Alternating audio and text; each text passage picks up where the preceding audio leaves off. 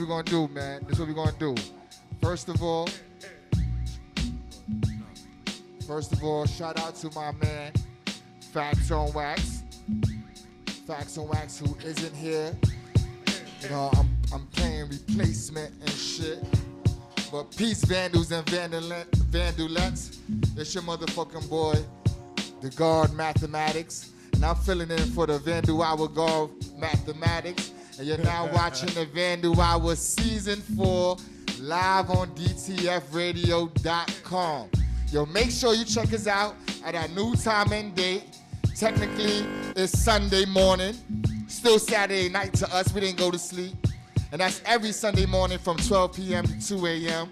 You know, we at the K-Slay hours. We at them nighttime hours, you know what I mean? You can't also watch us live on Ustream or on TuneIn app at DTF Radio also. So, you know, we got a lot of places that you can find us. But right now, go to www.thevandalhour.nyc. You go watch us live. You don't got to go through no bullshit, no. Vandal Hour. You go watch us directly, right now, live, and in flesh and shit like that. You heard? But what's going on, Mr. 13? Vandal Hour. Yo, man, I'm chilling. I'm happy to finally be back after the long hiatus. Yeah, you were sick and shit. I was sick, but now I'm back to my regular self, thank God. We got a beautiful show lined up. We're going to be taking it to another level, setting the bar high. Especially for this year. Yep, definitely for all radio stations and internet radio and podcasters out there. We setting the bar on y'all. We got a legend in the building. Facts. Where's the gunshots? You got to throw the gunshots behind.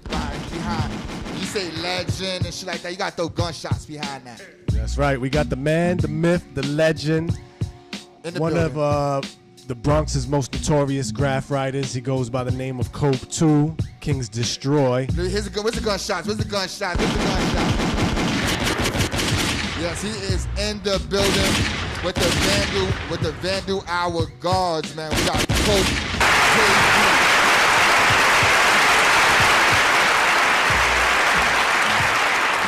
You already know what it is. We, as the guard said, we setting the bar high.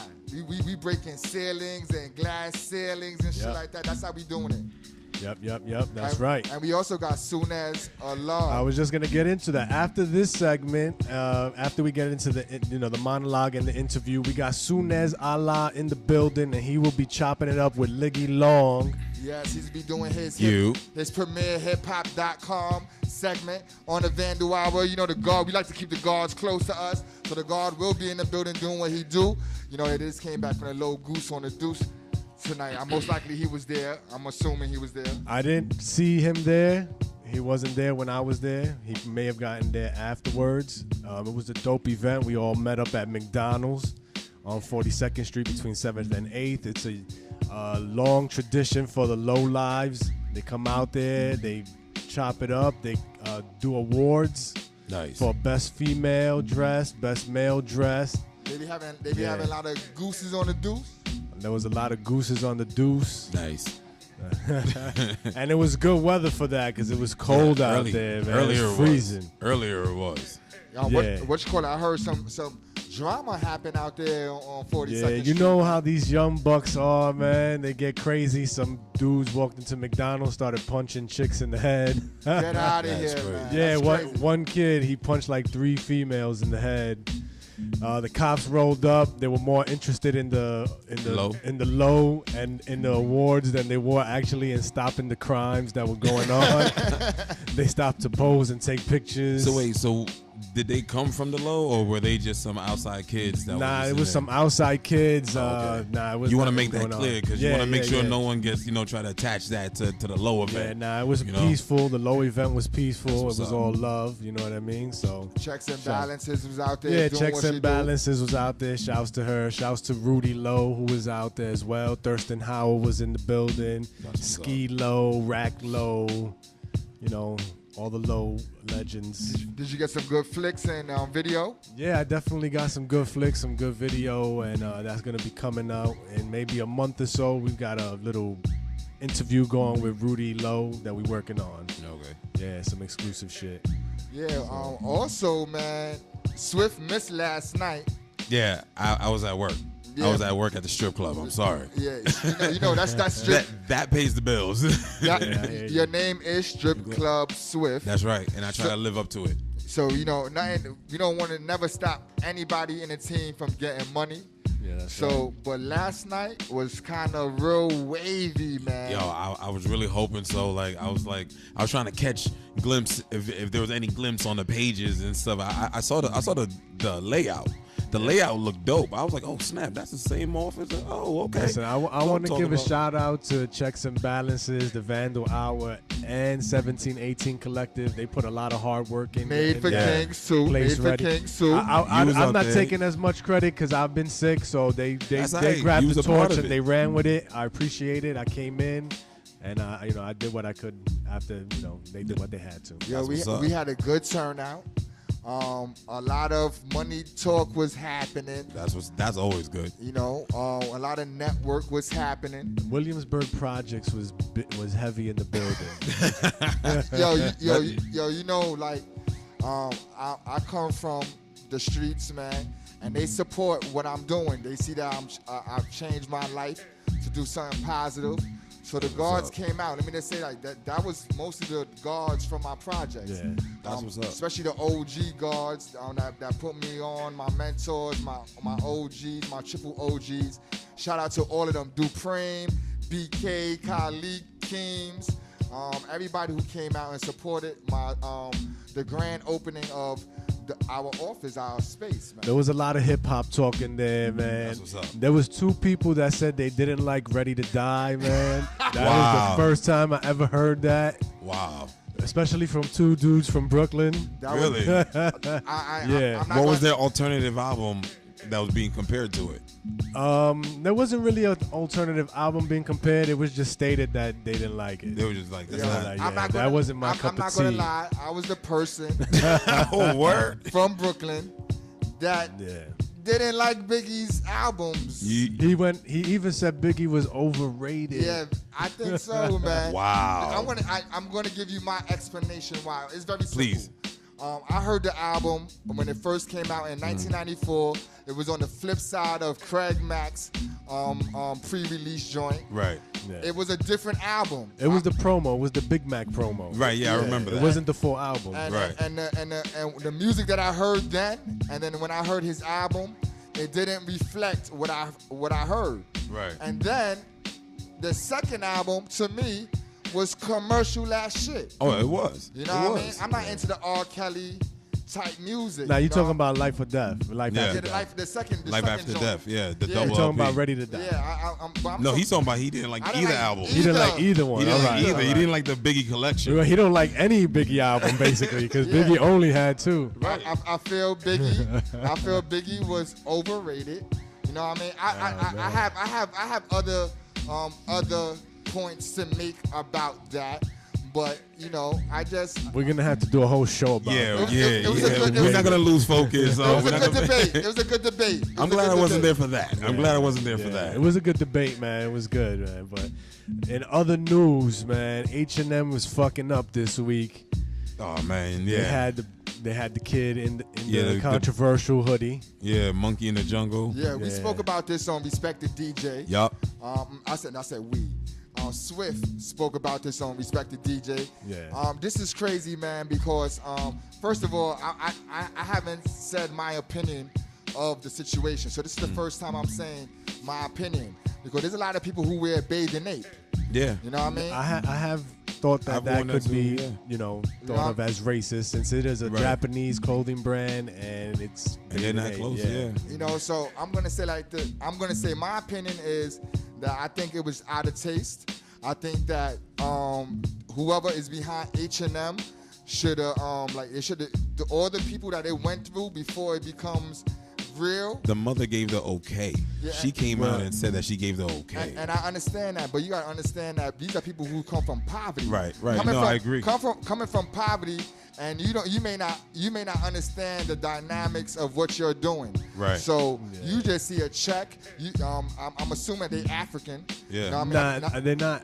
They're from the UK. Yeah, from the UK. But a lot are. A lot are. Yeah. You know what I'm saying? Well, they, most people of color are born in poverty. Right. So I'm saying they probably offered her a big check, and she did it, not understanding the ramifications, or part of self, the ramifications that was going to happen after this shit hit the stands. You know what I mean? Well, she gave a statement about the whole situation, and she was saying that her son has modeled in tons of clothes for H&M, and that in the UK is different, and that Americans are taking it to the left, basically. Right. So it's many different things, man. I'm gonna say this, man. It was a good. You need these conversations these days, because if you don't have these conversations, then you have a lot of people just walking around unaware. Right. And there's no dialogue. Through dialogue, you come to understanding. Right. So you need these dialogue. You need things like this to happen. If it doesn't, dialogue changes a lot, man. It changes communication. a lot. Yeah. Communication could change everything. Change minds. that's a fact, man. Yeah. How about you? Did you get to see that? Did you see the whole H&M joint? I mean, why does a black kid gotta be a monkey though? Yeah. You understand? Right. To me, I'm a monkey. Yeah. Anybody could be a monkey. Yeah. You know, if you're gonna look at it that way, then you need to be educated. Yeah. Right. Because in the end of the day, we're all just human beings. I mean, it's facts. When I think was a little people kid, take it my too aunt used to far. call me her white monkey. Right. You know what I mean? And she just gave me this big ass white monkey and Right. shit.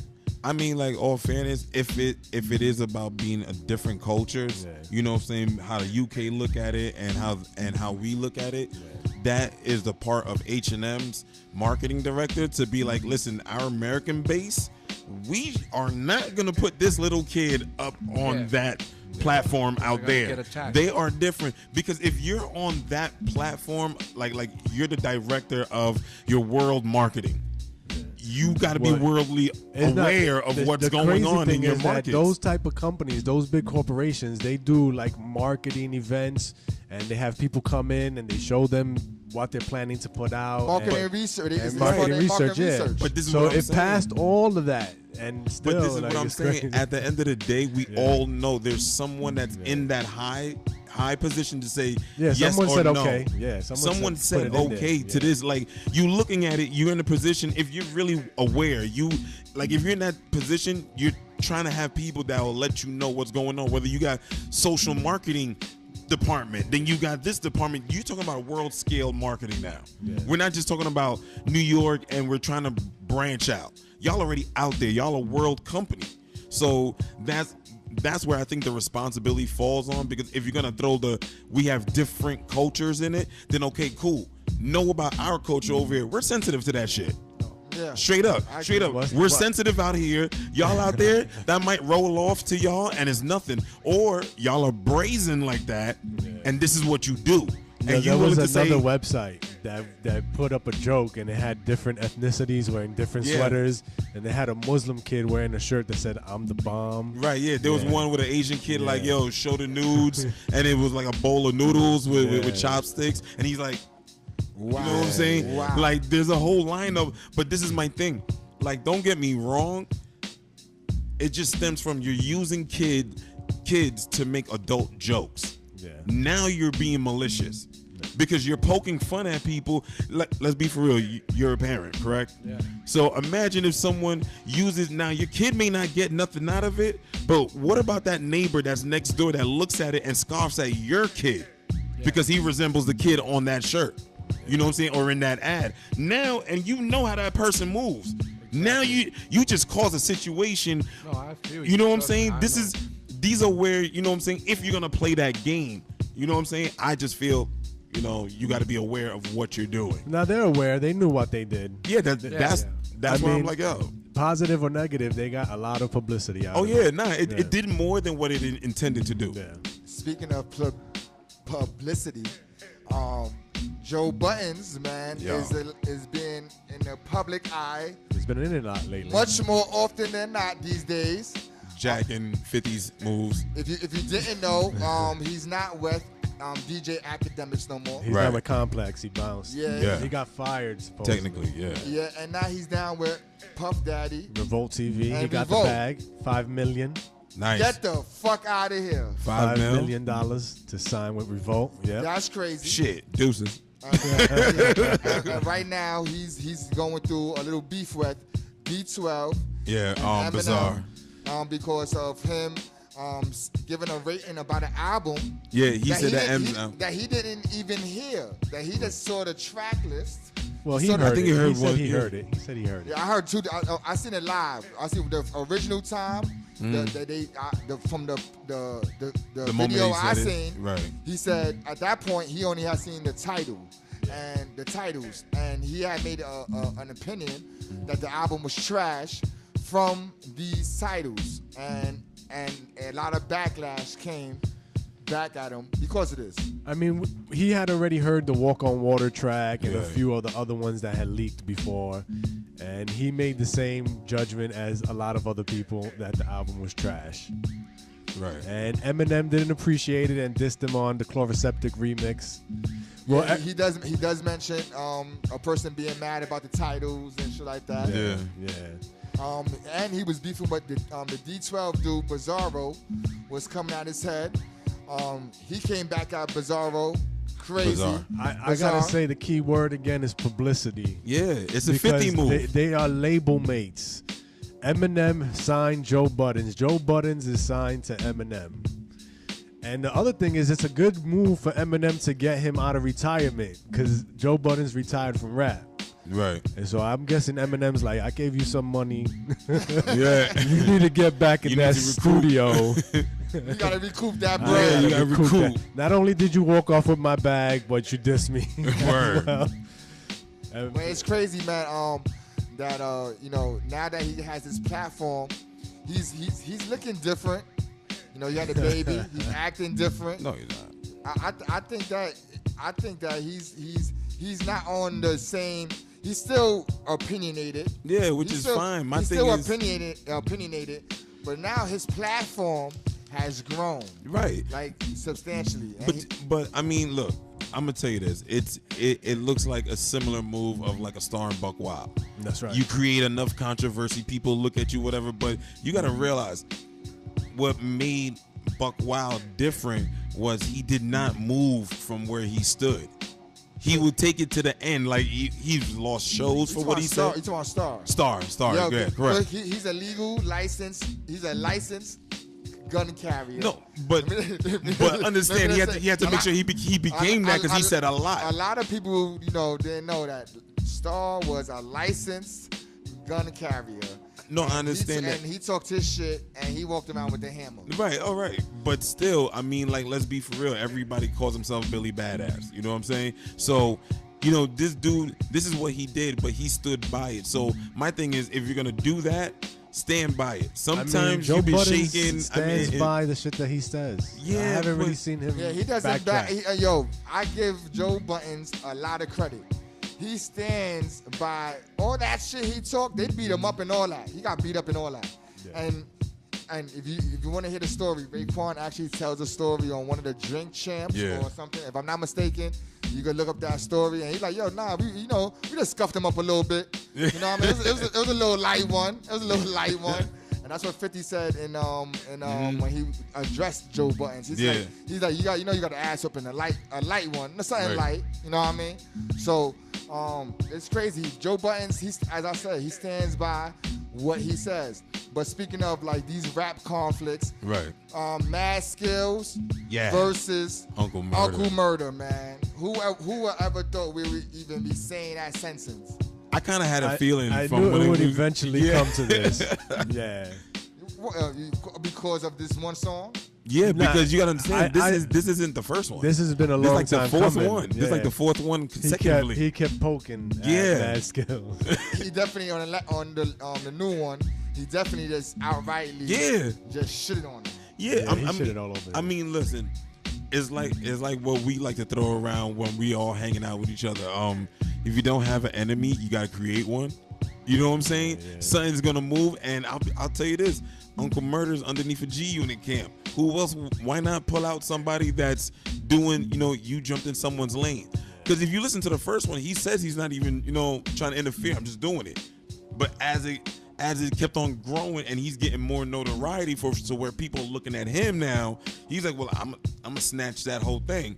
Who you think had the better song? Honestly, I haven't heard them all straight through.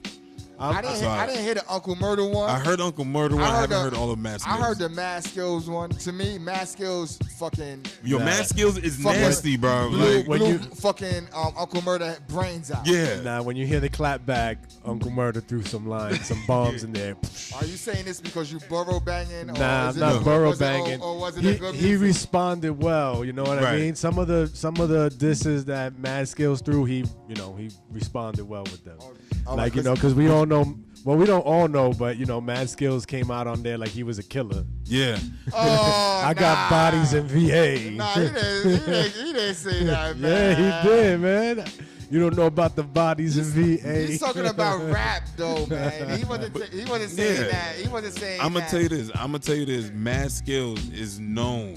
He's a professor now. Yeah, but he's a teacher now. Right, yeah. But the thing about it is, don't take it away. I remember when he came out with Nod Factor and all those songs. He's been lyrical for years. Yo, you just remembered one more song that I don't remember none of his songs. Thank you for. No, he didn't really have. That's he wasn't one of the known. things Uncle Murder said. He's like, Roscoe, you only known my cousin for Roscoe, the you watching? rapper. We finally got a title because we was trying to figure out a title of a Mad Skills song. I remember him being out. But I don't remember none of his titles of his songs. And freestyling was his thing. So, don't get me wrong. That is a dope battle because it's gonna show how much has Uncle Murder learned. And has grown. It's cool. So I think the clapback was cool. I enjoyed it. I gotta listen to them tonight, and I'll They're give both, y'all a full I like both of breakdown them, next though. week. You know what I mean? Yo, I'll give you a full breakdown next week. Yeah, my man is doing a lot of things right here. If y'all don't know, Mr. 13 is one of the people that works with Felon Magazine. Yep. And he's the one that worked with me on an article last issue. That's right. I interviewed Ovi. That's right. And now who you got this month? Well, yeah, man. Be on the lookout for this. This issue is coming out within the next 3 weeks. We got Mano on the cover. I'm very excited. This is the first cover. Gunshots. I got to actually shoot the cover of Mano, so it's my first hip hop cover. So shout out to that. That's what's up. Congratulations. You gotta hit that. You're the closest one. You're the closest one. So yeah. And he's the most sober one right I know. now. I know, right? Oh man. But yeah, who you interviewed? I interviewed Hops Art. Nice. And so Hops is going to be in that issue as well. Shouts to Hops. He's been a mentor of mine for years. I always appreciate him.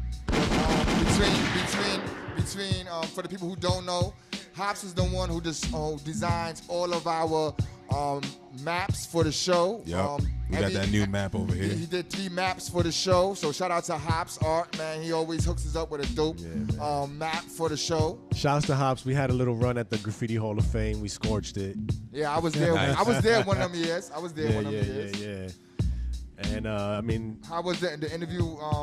How you feel about it? Nah, the interview was great. You know what I mean? I feel like I did him some justice. You know what I mean? And we also interviewed Diz the Icon. Shouts to Diz, who's also coming out in the magazine. Ain't Diz part of the Cypher show? Yeah, on DTF? you could catch Diz the Icon on the Cypher show every Friday from 9 to 11 p.m. I'm the executive producer of that show. I will be there every now and then when I feel like it.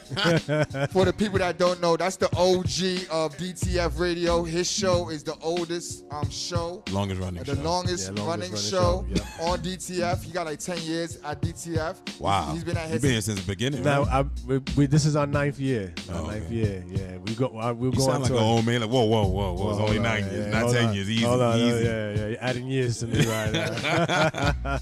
Well, he's about to touch that 10 years soon. Yeah, that's right, man. So we got a lot of big things coming up. We looking to line up some bigger names for our show as well. Yeah, so you know we got a lot of things going on behind the scenes, like Darwin dropping cans and shit. But that's shit. y'all don't How see you that. not Y'all see that, but y'all you're the see that. shooter? How you not see where you walking, but you're the shooter? Now, for the people that might not be familiar with this part of the show, but this is when we get into this week in the Vandal Hour News.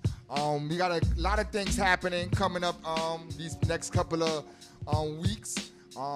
First of all, if you follow us on Instagram, if you follow us on YouTube, we just put up the Juice video. That's right. If I'm not mistaken. Yes, we did. It's Yep. up there. If you didn't catch it live last week, you could catch it on YouTube right now. Yeah, it's our first episode of the Season 4th 4. season. That's right. Whatchamacallit? We had Debonair on there as well. Yeah, Debonair, the winner of our Lost Art of the Wordsmith showcase. Correct. Was on there. He spit Shouts some to- bars on like Yeah, yeah. he spit some bars Yeah, on he did his that thing, episode, man. I want to say shouts to Legacy for holding me down since I couldn't make it last week. He came through and held me down. So peace to Legacy. Fact, Word. shout out to Legacy, man. We also got another video up there with the God Cortez. Yeah, we if y'all don't know, we have another chamber to the Vandal Hour called the Vandal Hour After Hours.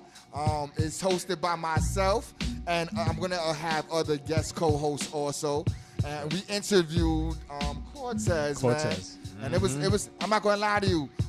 For the first time, me doing a one-on-one long interview with someone, I'm new to that.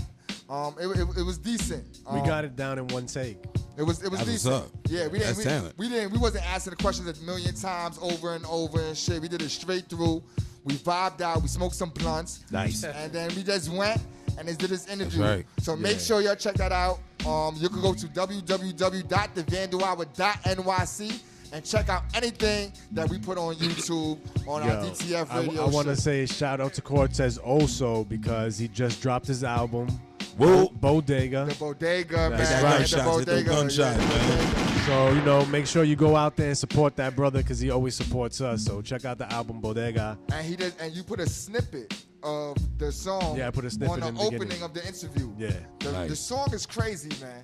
It's crazy. It's very. He got some bangers He's got a single out with Method Yeah. right now that's pretty dope. So Yeah. definitely check that. You won't be disappointed. Yeah, and he be fucking with them dudes from Texas, man. And I always forget their names. But our dudes from Texas, Yeah, my Spanish dudes from Texas, I forgot their name. But yeah, he be fucking with the bros, man. Also, man, on January 23rd, the 17th, 25th. No, 23rd. Nah, this is- 23rd. This is the 23rd. It's a Tuesday. God, we working, man. We got that many We events working. back to back, Yeah, bro. this- Yeah, okay, all right. It's I a got you. back-to-back event. Oh, man, y'all doing it then.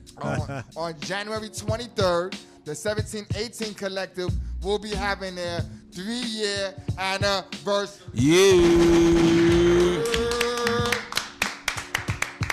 Y'all getting old. Yeah, the guard is in the background right now. It's at Karma Lounge. We will be featuring different artists. We'll be having live performances. I'll be there, of It's course. from 6 p.m. to 12 a.m. DJ Swift will be You on know the it. ones and twos. Please bring some of your strippers, man. Yeah, please word? invite the strippers, I don't man. know, man. All right. Yeah, You slacking. Nah, I'm not slacking, That's man. true. Listen, nah, man. That's like, true. no, look. All fairness, Goldie lost a couple of his hoes. who? Goldie. You Goldie. You say I love Goldie. my hoes? Goldie Oh, we gotta talk about lost this a off couple air. of But hoes. anyway, Your mink ain't dragging on the floor right Oh, now. No more. Oh, y'all trying to come No in? more. But yeah, All right. we need some of them. I'm being politically correct on camera, okay? Yeah, I'm just letting y'all know. We need some of your friends to come back. So Ladies, y'all hear this? Y'all hear this, right? Everybody who's watching that know me, let them know. Yeah, daddy's home. I gotta come back out for the new year, all right? I'm Facts. trying to be good. we will be Trying to be good. We'll be celebrating the 1718 Collective 3-year anniversary. They've been creating, curating, doing what they've been doing what they do. And we're gonna be at Karma Lounge. Make sure you pull up. We never had no negative situations, so bring that positive energy, positive vibes, vibe out with us. Make sure you got your vape pen because you can't smoke no bud inside the place. You can't smoke no bud, man. But make sure you come out and celebrate with us. But the lit cartridges will be in the building. Yeah, right. we will be vaping out. For the people who know, you already know. Also on January 25th, the 1718 Collective and the Vandal Hour, in conjunction with Made for Kings and Checks and Balances, presents a Woman's Touch art show at the Rock Wall. We're going to be featuring artists, all female artists lineup. If you don't know who's going to be in the art show, it's on the 1718 Collective page. We got a lot of dope females. I can't think of them off the top of my head. And we know we got Fuchsia. Yeah, Fuchsia is definitely part of it. Andrea Dominguez. I know her because her artwork is insane, man. I'm a real fan of her artwork. She has paintings of some of like hip hop's legends. She does it justice, man. And I think Giggles is one of the people that's part of it also. So shout out to them. So make sure you come out to the Rock Wall, which is in Ridgewood, Queens. It's $5 entrance fee. We're going to be partying. It's going to be crazy. And it's just going to be a good time. So come out and vibe with us on the 25th. That's right. Now this week on Vandal's Flexing, we didn't really post nobody on the Instagram page for Vandal's Flexing, but I did post a lot of art. I posted Doss, WGF, and so Ned, KGB, rest in peace, Mr. and J.A., Scuff, Sentu, Wayne, Devo, Trap, Ever, Sen, Meps, X, and Lex, and so again. Now, if you want to be featured on Vandal's Flexing or on our the Vandal Hour Instagram page, send us, DM us some fly flicks. We'll post it up. If it's trash, we're throwing it in the trash. If it's basura, don't send it to us. I want to start a new one. Like I want to start the Toys R Us page. So when they submit trash shit, I'm gonna post it up. So we're gonna start a Toys R Us segment, and we can't do that. I'll do it. Yo, it sounded good though. But make sure you send us if you wanna be featured on our Instagram page. Put something up dope. We'll snatch it. We'll steal it, and we'll repost. We'll repost it. If it's trash, we won't do nothing. We're gonna repost it. Yeah, I fucked up. We're gonna repost it. We post it. Now in regular news, Trump lawyer arranges porn star payment for her silence in October 2016. Did you hear about that? No, I didn't, but I'm not surprised. I didn't hear about that one, man. What was that about? He got caught up in some shit. He got his lawyer to pay it off to have her shut the fuck up. Like he does all the time. But what makes it scandalous, this was October 2016. So if I'm not mistaken, he was running for president already. Yeah. So that's the scandal. They did a part good job. His lawyers, man, they earn every dollar. Yeah. His lawyers is called the FBI. You're right. But I'm gonna tell you this. I'm not stressing it anymore. I just saw a clip of The Simpsons with Donald Trump in a casket, so I'm good. You know, if The Simpsons say it, it's happening. So I'm not stressing it, dog. Like we're gonna have to ride through this, but I'm gonna tell everybody, get your coins up. Get your coins up before shit hit the fan. Get your coins up. I'm not gonna lie. The only part of the article that I was really looking for was the porn star name. No, they ain't gonna do that just yet. Or did they? Because she might be on Pornhub. She probably is. They're all on Pornhub. Yeah, pretty much everybody's on there. So we're gonna take a short music break with DJ Swift, who is at the table, and he's running to the DJ booth like Speedy Gonzalez.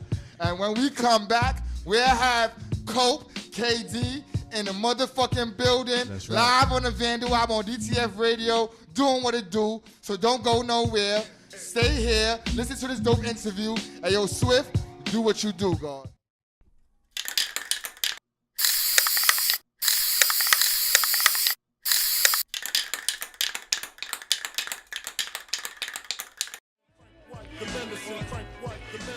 Yo. You are now tuned in to the Vandal Hour. Tonight on the Vandal Hour, we have a Bronx legend in the building. He is a graph icon, and he is one of the biggest writers out of NYC.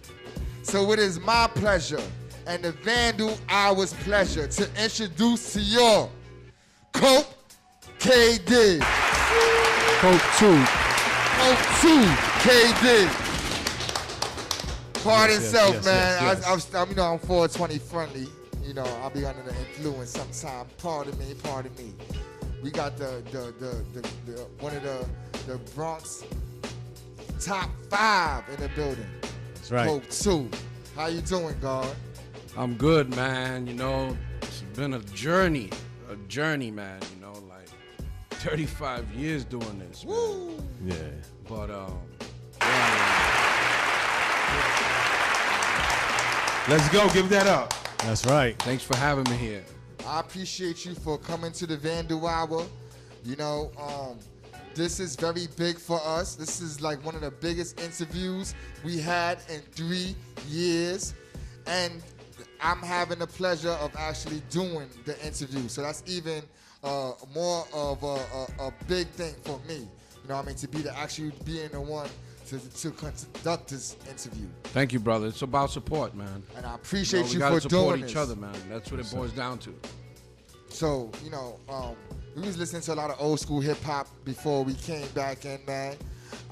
We spoke to you about hip hop, and you're not a fan of trap rap. Who were some of the dudes you was listening to hip hop wise when you in your hip hop zone? Now or when I was growing up as a kid? I'm gonna hear both. Growing up as a kid, man, I mean, you know, Sonic Force, Woo! Yeah. you know, KRS-One, Big Daddy Kane, Coogee Rap. You know, those were like, you know, the masters to me back then. That's know? right.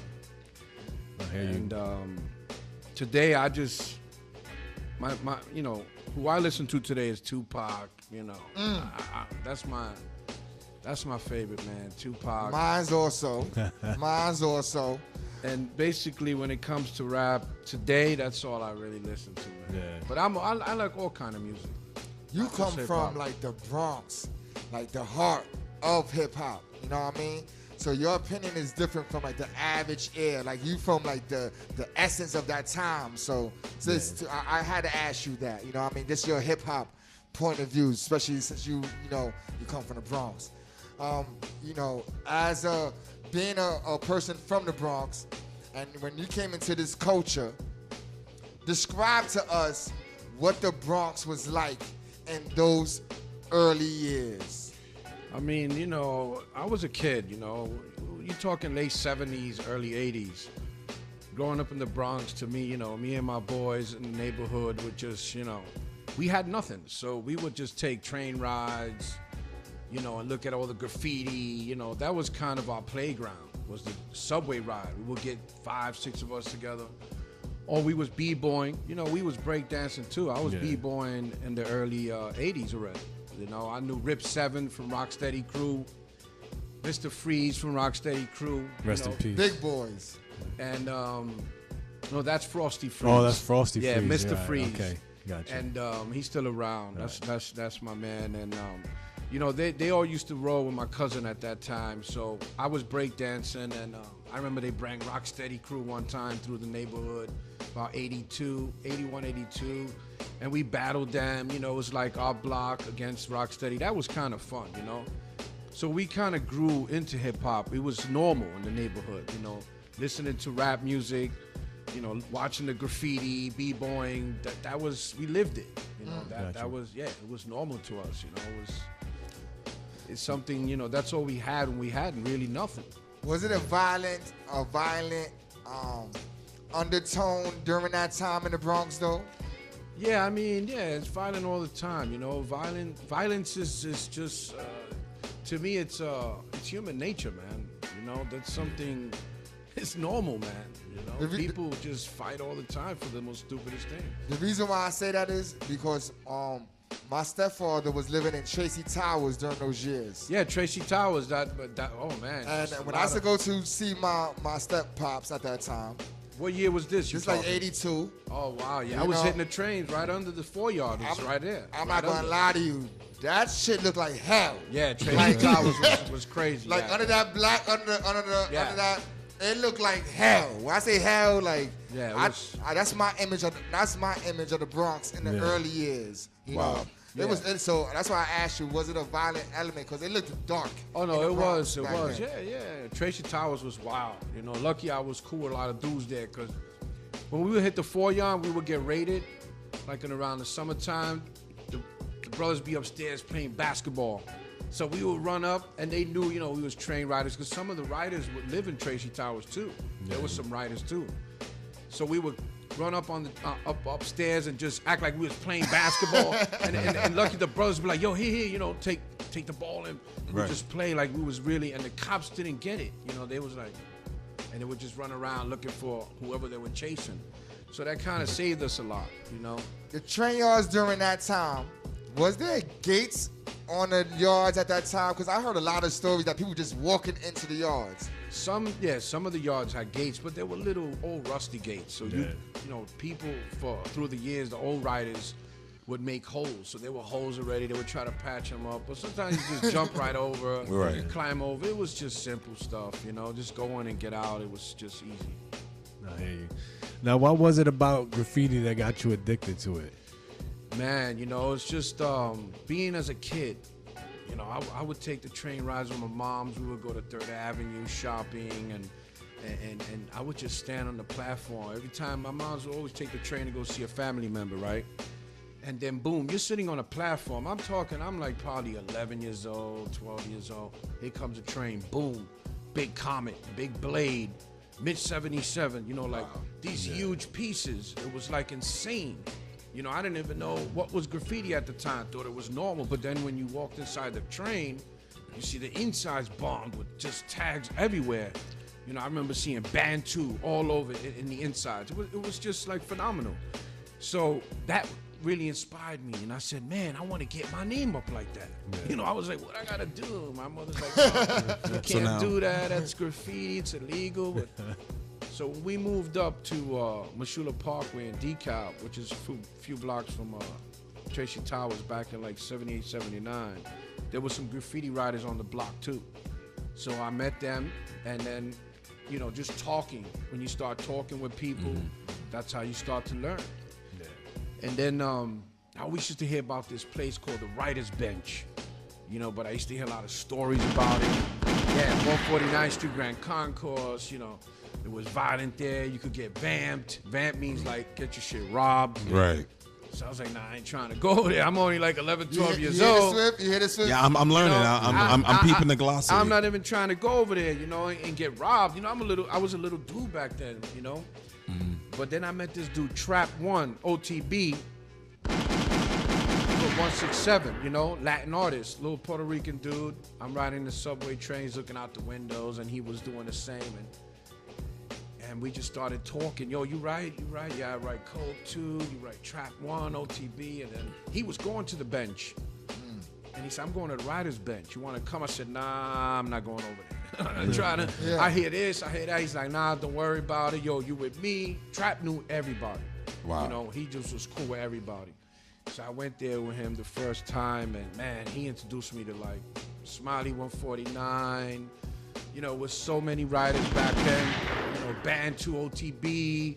And I was like, wow, this was like where the heroes, like the superheroes hang out. Because to me, it's like you just walk into the Justice League and shit. You're like, oh. Out. Yeah, and then he's like, oh, that's this dude who did that car. And you see everybody there with their black books and they're just signing black books. You see some writers beefing a little bit, arguing, but no fights, you know. And I'm just taking it all in and digesting and like, wow, this is like, it was like another world. Yeah. You know, you go to a secret world. Yeah, it was bugged out because 149th Street Grand Concourse. Hall of Justice. They had a bridge up on top where you could cross over to the downtown side. That's where everybody hung out. Yeah. So I remember looking up and there was so many writers up there. I was like, holy shit. I went up there. Then they had the elevators back then used to work. So the elevator would come down, it would open, and then writers pop out.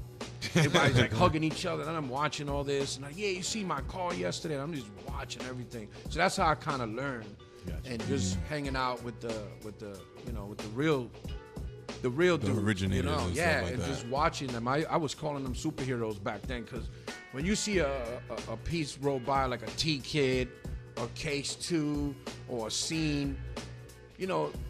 To me as a kid, looking at that, they're like superheroes, and then when you meet them, you're like, holy! It's like, no, I totally. It's phenomenal. It's phenomenal. I understand that 100% because I know, like for me, like I see these guys look at you, I see some of the other guys look at you, and they're like, oh shit, like this dude is here, and I'm like, I appreciate graph. Yeah. I'm not a grapher, you know what I'm saying? But I'm a DJ. Right. So now when I walk into a spot for like DJ battles and like I'm just hearing you talking about it, like I've walked into like Hammerstein Ballroom and some of these other spots, and it's like I am like 2 arm lengths away from Rob Scratch or Swift, something. from Q-Bert, from D Styles, from you know what I'm saying, all these guys that are like DJ battlers, you know, turntablists, you know.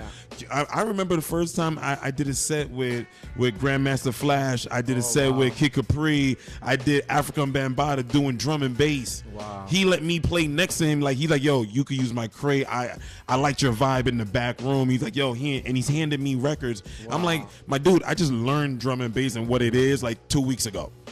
You know what I'm saying? But I'm down in the cooler and I'm like rubbing shoulders like, this is Bambaataa. Like meeting the people that you look up to, and maybe not even look up to. Created though, but like somebody created. that inspire you. Right, you know, I mean, inspired all the way, but like you're looking at someone like to see Bambaataa and to see guys that molded and shaped what DJing and turntablism shit that I do. Paved the way. You know what I'm saying? I'm like, how you doing? And I'm like, no, I'm trying to stay cool. Like, yo, you know what I'm saying? I'm DJ Swift. You know, I was rocking that set over there, but then I'm like, yeah, but you're so and so, you know. And I'm hearing you, and I'm like, yeah, I understand where my guys in here, how they feel when they see people. You know what I'm saying? I'm like, I dig that. Like that's awesome. You know, I'm still the same. If I see an old writer that I've never met, right? I've pretty met all of them, but I'll be like, wow, that's you. Like, yeah. Because you always got to give respect to these guys who paved the way. Right. So if it wasn't for them, I wouldn't be here. So with that, like piecing wise, you know what I'm saying? Who really like influenced you with like doing your pieces and like what particular styles? My piecing style, I mean, I was trying to do it myself, but I wasn't too, you know. It started with I was in high school. And this kid in my class, Hep 7. Okay. We were junior high school. And he was in my class, and he's like, oh, Case 2's my cousin. I'm like, yeah, all right. Everybody says somebody's, somebody's cousin, you know what I'm saying? So I'm like, nah, it's not your cousin. Case 2's like the ultimate god back then. Right. Yeah. And you hear these things about him. He has one arm, one leg, and you see his pieces. The man, the myth, the legend. Mean, the dude was insane. You know, Right. How can a dude with one arm, one leg do these pieces? You know, it was like insane. So he really told me he was his cousin. So he's like, you been to the bench? I said, yeah, I've been there like maybe 1 time or 2 times. Right. He said, you want to meet Case 2 tomorrow? I said, no way. That's when I said, all right, let's see if this dude's for real. Right. He was for real. So he tells me to meet him. I said, look, man, I don't want no shit. Because I see how Case 2 was really, like, energetic. You know, Right. Case 2 had this attitude. He was, like, really loud and powerful. You know, if you knew him, you knew Case 2. Like, Right. he was a You know really who- serious dude. Right. And I went to the bench, and I see Hep, and I see people around Case 2, and I was like, oh, shit. And Hep was like, yo, I told you. Call him right now. He's like, yo, Case, come in. He introduced me. I was in shock. I couldn't even move. I was Right, like, yeah. What was the vibe? He was like, you coke too? Yeah. Right. You be killing them 4 lines. He was just like, because Like, I was you know killing the me. 4 line at Yeah. the time. I was a little dude, but I was killing shit. How did that feel with him knowing who you was I was without being kind of like, explained I was to? like, nah, this nigga's bullshitting. Like, Right. He was Like, he like, yo, actually know you the be line. killing the 4 line, shorty.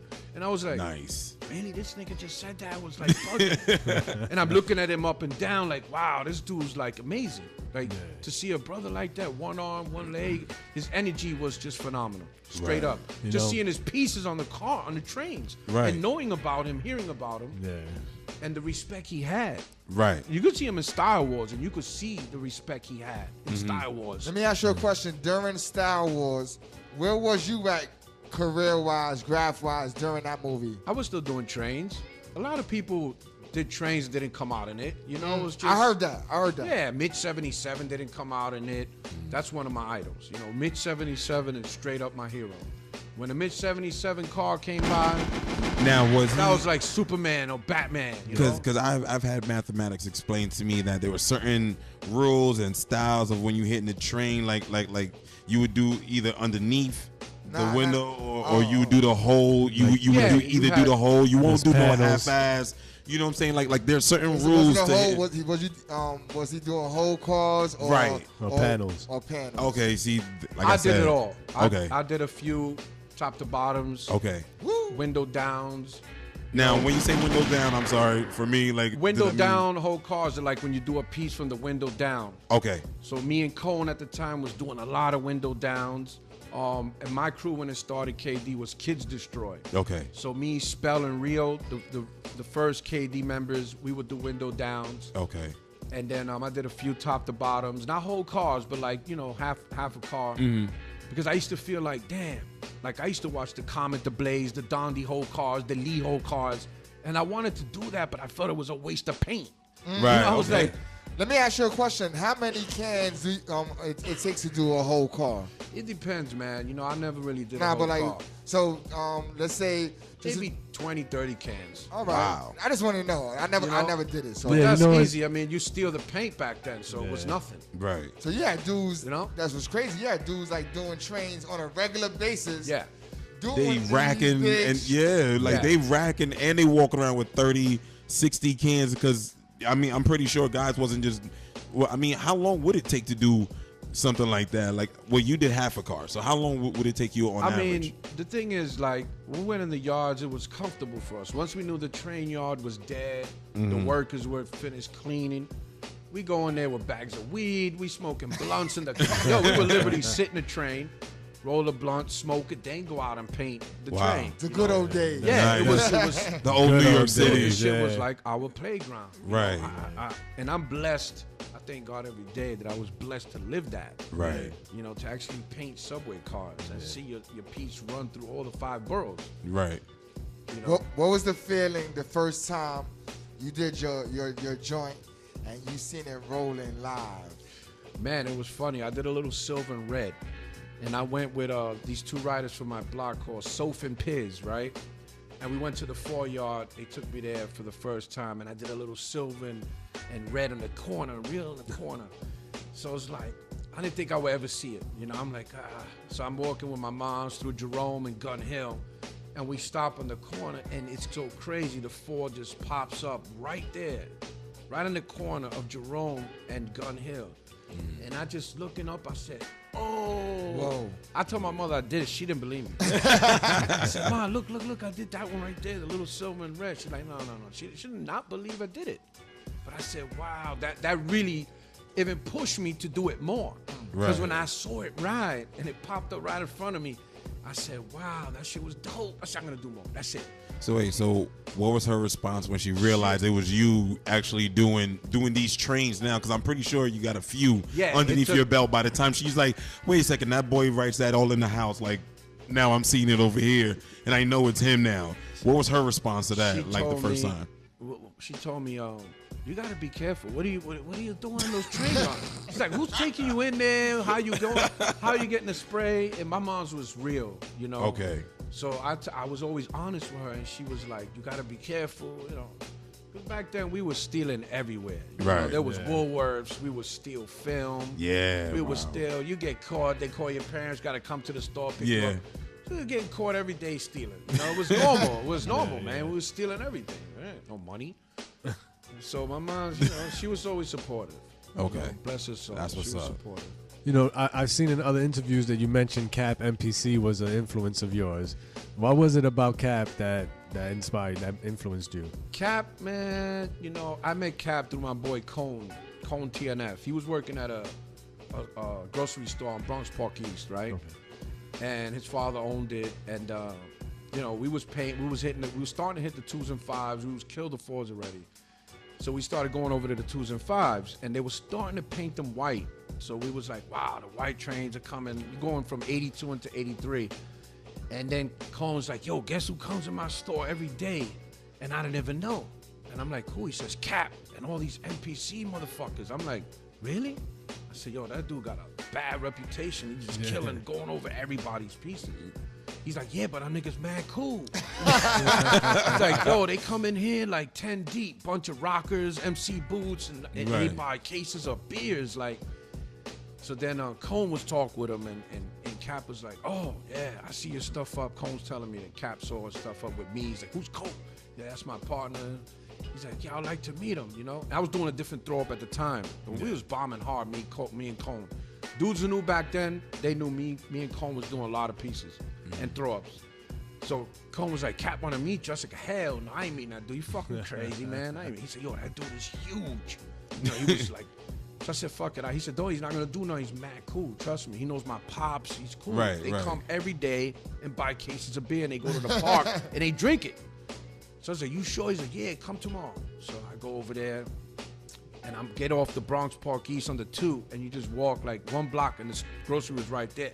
I see a bunch of bucking heavy metal white boys with fucking radio with rock. I was like, oh, that's gotta be them. Yeah. So I was like, I walk around them, they all looking at me weird. I walk in the store, I'm like, yo, that's them. He goes, yeah, that's them. Oh, come outside. So I knew who was Cap off the back. This dude was huge, like really fucking huge dude. Yeah. And I see why nobody really stepped to him, because this dude was like probably, I was already, 15 maybe, 16? This dude was already like 19, maybe 20. He looked like he was 30 years old. If you see him in Style Wars, you see how big he was. Yeah. He was a big fucking dude. He like a fucking Viking. It was just, so it's like, I'm looking up at him like, oh shit. He's like, oh, you're Cope too? Yeah, I'm Cap, MPC, boom. He's like, yeah, I like your throws, man. You're killing and blah, blah, blah. And he's like, yo, why don't you come, chill out with us in the park? And then I said, yo, Cone, you gotta come. I'm not going over there. Right. So that's when he introduced me to Rook, rest in peace. He started to introduce me to a few, Flint. Matter of fact, NPC wasn't only white boys. They had some Spanish dude. One of the craziest motherfuckers in the crew was Flint. He used to write Flint and Foul. And he was Cuban, but he was a Cuban, but he was a rock. I thought he was a white dude because the way he was down. And then I'm sitting down with him, and he starts talking to me in Spanish. He said, "Tu eres boricua," blah, blah, blah. I'm like, oh, shit, what the fuck is this? He says, yeah, I'm Cuban, and blah, blah. I said, oh, shit. We started kicking it. I thought it was like, And he was just cool. Then I met Dose, MPC. He's Puerto Rican. And then I said, oh, cool, a little mix, all right, cool. I felt more comfortable because I thought these guys were going to do some crazy shit to me, Let me ask you a question. When you, during that time, the iconic throw up that you have now, did you have it done yet? No, I didn't have it. So check it. I was chilling with, I got comfortable with Cap. Cap was cool, And then one time I went to pick him up and at his crib, and he told me come inside, do some black books, and then he said, why don't you do this throw up?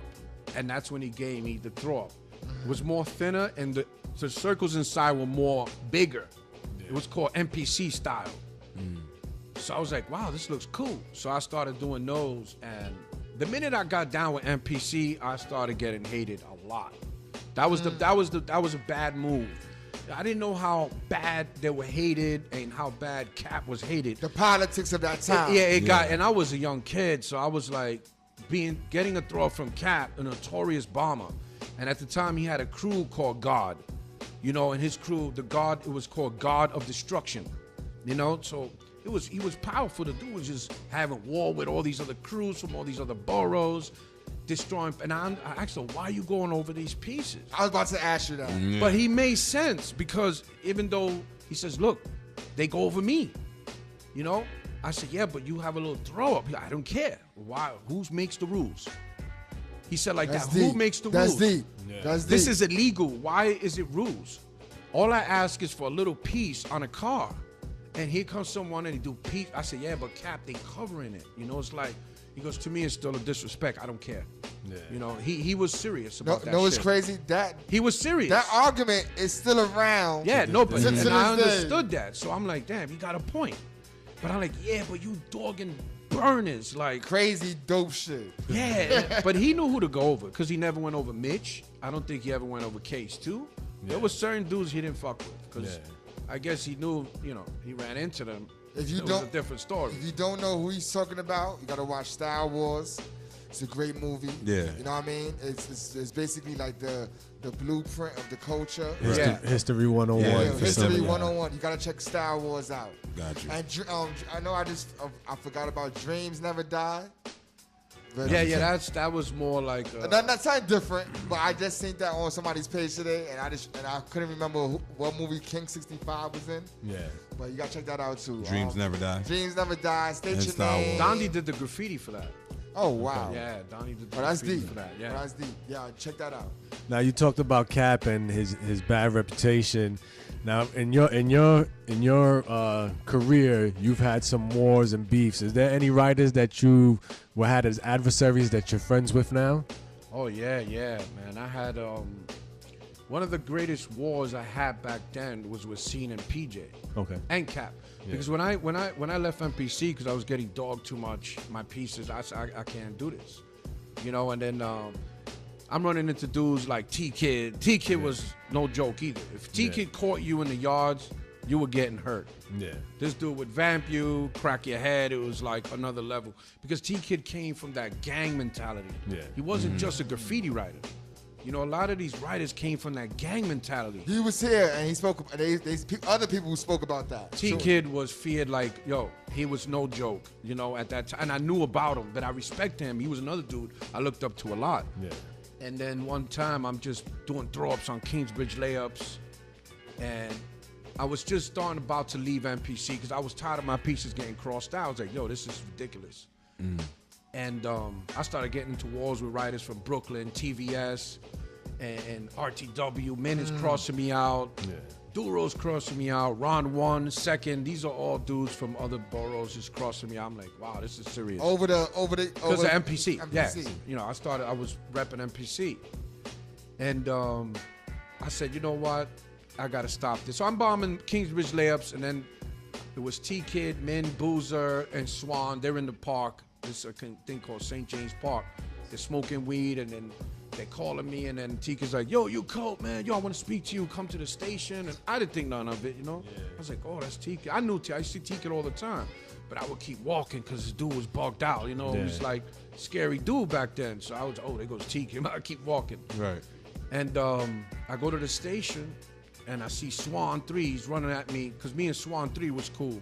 He's like, yo, get out of here. Break out. I'm like, why? I'm talking to Swan 3, and here comes T-Kid with a bat. He's swinging at my head. And I was like, oh, shit, I weaved it. Because at the time, I had just started taking boxing. Because I was like, yo, this graffiti's getting out of hand, so I got to try to, like... learn something. So I weaved it, and he hit the fucking... one of the poles on the station, and he just pointed the bat at me. He said, don't let me catch you in the ghost yard. Because I was bombing the ghost yard, too. Right. I would go in there, do throw-ups, and get out. So I think T-Kid didn't like that. Because if he caught you in the ghost yard, he was vamping you, period. Why they call it the ghost yard? Because it was a creepy place. It was like so quiet. That's where they fixed the train. So they would take a train. It was not, the train yard wasn't so live all the time. It looked like almost like a graveyard. But the trains were there to be fixed. So they would put cars in there and let them sit there for weeks. But it was so dark in there, and you go in there, you don't know who's in there, who's popping up. You know, it was real creepy. So they called it the ghost yard because it was like a graveyard almost. Right. Unlike other train yards were more live, because that's what normal train yard where trains are coming in and out, coming in for service. But the ghost yard is a fix shop. It's where they take the trains 207 and they fix the trains. So I would get in there, do throw-ups, 10, 20 throw-ups, and break out. And then next you know, I would see T-Kid over them and this guy. I'm like, oh, man. So then, you know, T-Kid's like, stay out the ghost yard. If I catch you there, I'm going to crack your fucking head. And your boy Cap, too. I crack his fucking head, too. I was like, yo, you got it. No problem. I broke out. I called Cap. I'm like, yo, I'm done with this. This is getting out of hand. You know what I'm saying? T-Kid just tried to crack my head. Boom. He's like, what? Oh, yeah? He's like, you know what? There's a show at Fashion Motor. I want you to come with me. We'll go there, and if Tika's there, I'm gonna fuck him up. So like, nah, I'm cool. This is like a little, you know. Getting out of hand. Yeah, this is like, I'm not fucking with it. Whatever. I'm young, you know what I'm saying? I'm like 15. Next you know, I hear Cap went over there with Tracy 168. Yeah. And he went up to fucking, T-Kid was sitting down, and he went up to T-Kid and was like, oh, you T-Kid? You said for me to stay out the ghost yard? I'm Cap. And from what I hear, T-Kid stand up, punched him in the nose, and they started fighting. Cap threw fucking T-Kid through a sheetrock wall, fell on top of him. They were fighting. And it was all because of me, you know?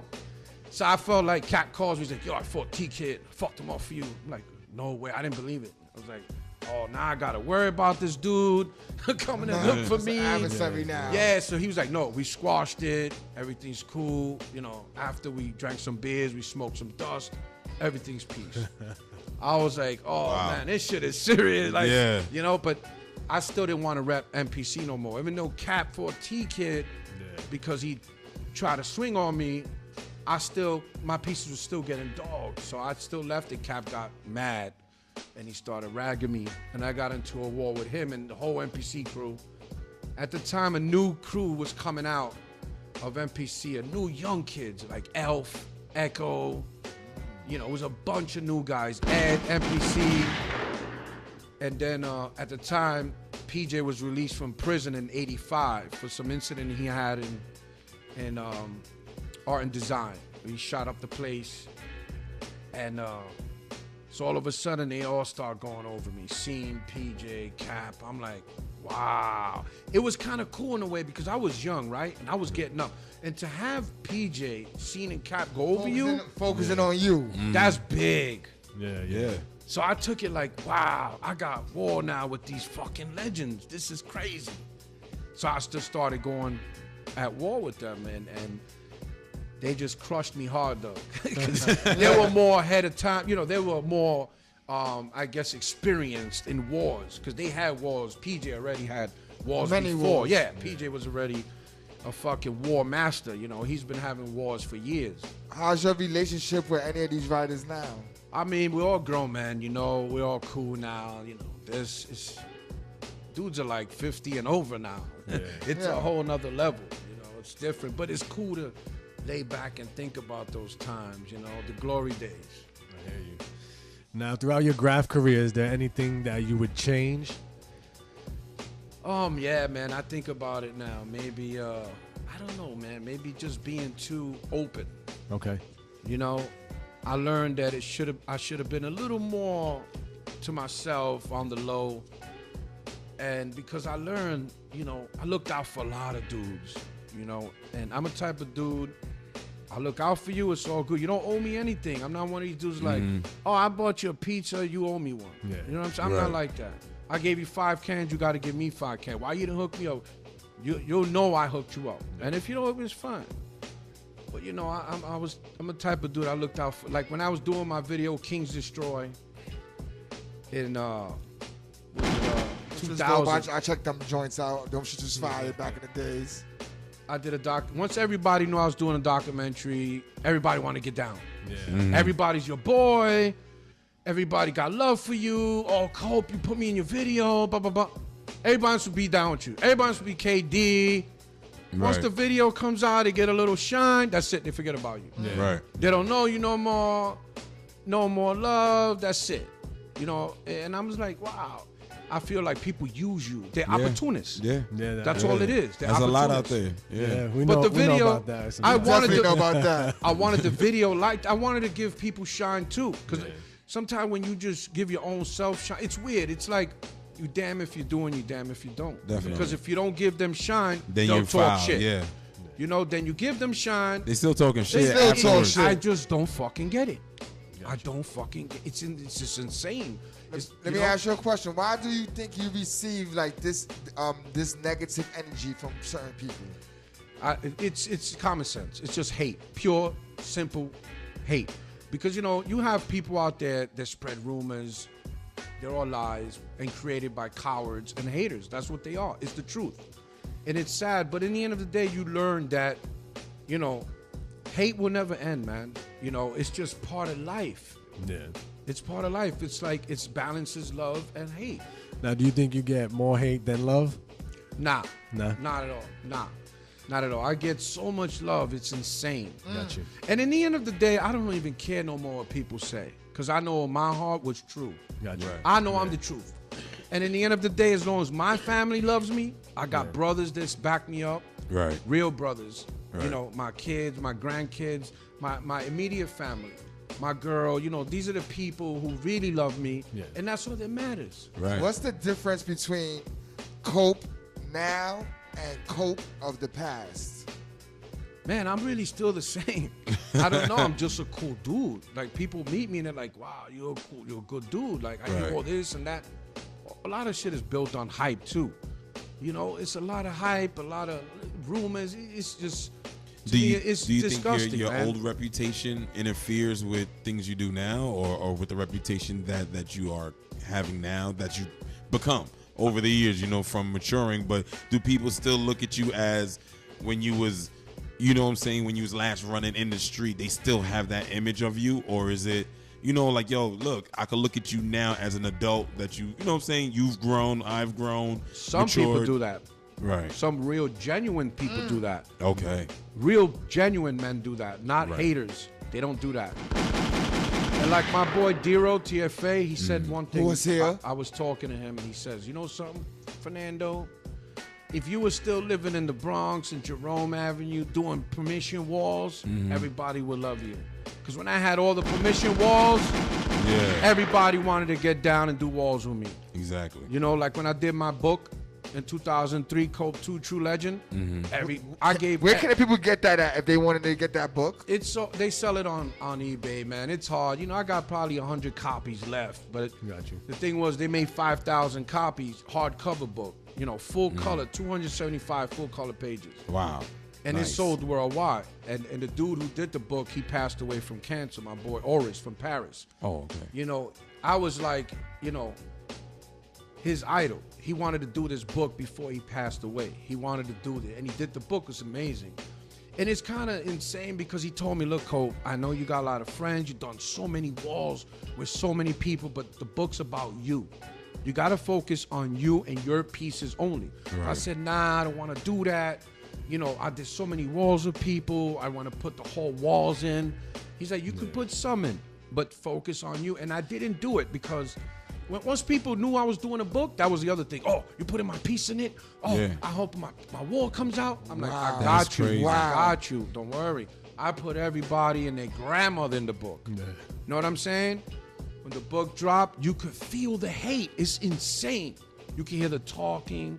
Oh, why they do a book on Cope? He don't deserve it. Yeah. And these are dudes you know, you paint with. Yeah. It's insane. You're like, really? He said that? Get the fuck out of here. But I just put him in the book. Let me ask you a question. It's just crazy, man. You've been Graph has taken you around the world, literally. Did you ever think that Graph will be the vehicle to you to see the world? Nah, man, I would never imagine in my life. You know, as a kid from the Bronx. As a kid, you know, Bruce Lee's my idol. So when I saw Return of the Dragon and he's fighting in the Coliseum, and you know, when I first went to Rome, that was the first shit I wanted to go to. Hell yeah, I hear that, bro. I was like, I want to go to the Coliseum. That's fly. Where Bruce Lee filmed fighting Chuck Norris. Yeah. Like, right. I wanted to go there. And it was a project I did with Adidas. They did a big, full, whole line on me with sneakers, sweat hoods, and they flew me to Rome. It was a collaboration with Foot Locker. So just going there, you know, to me, God is good. God is the greatest, man. And in the end of the day, you know, that's my faith. And he created me to be this. You understand? I feel that. Because to be going from where I come from and traveling the whole world, it's a blessing, man. And you know, God is the truth. And if God has my back and he's protecting me, I don't care what they say out there. It doesn't matter. Because it's funny. Haters every day are saying things, and the more they say things, the more shows I'm getting, the more money I'm making. So what if they're not doing anything? What's the future of Cope in 2018? Well, right now I got about 4 shows booked, going on 5. I got a big one in New York coming, and really great galleries. I'm really blessed. I don't say the names of the gallery. I just keep it quiet. They'll know. You know, I got one in Brussels coming, and one in south of France, Saint Pierre, France. No, Saint Philip in France. And I got one in Morocco, which is going to be really good. And another one in, Zurich, Switzerland. Yeah.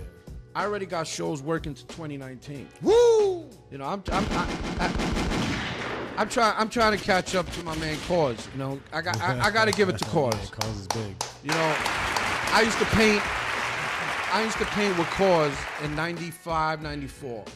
You know, we did about 4 or 5 walls. We're down with the same crew, Fame City. And just watching him inspires me. You know, it's kind of crazy because he watched us and he got inspired from us.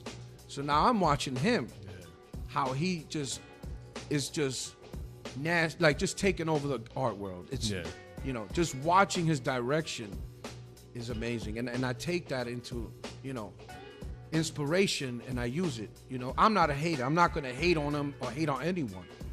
You know, if I see someone and I see what they're doing, I take that and I learn from it. And I try to use it, you know, in my way, for my path.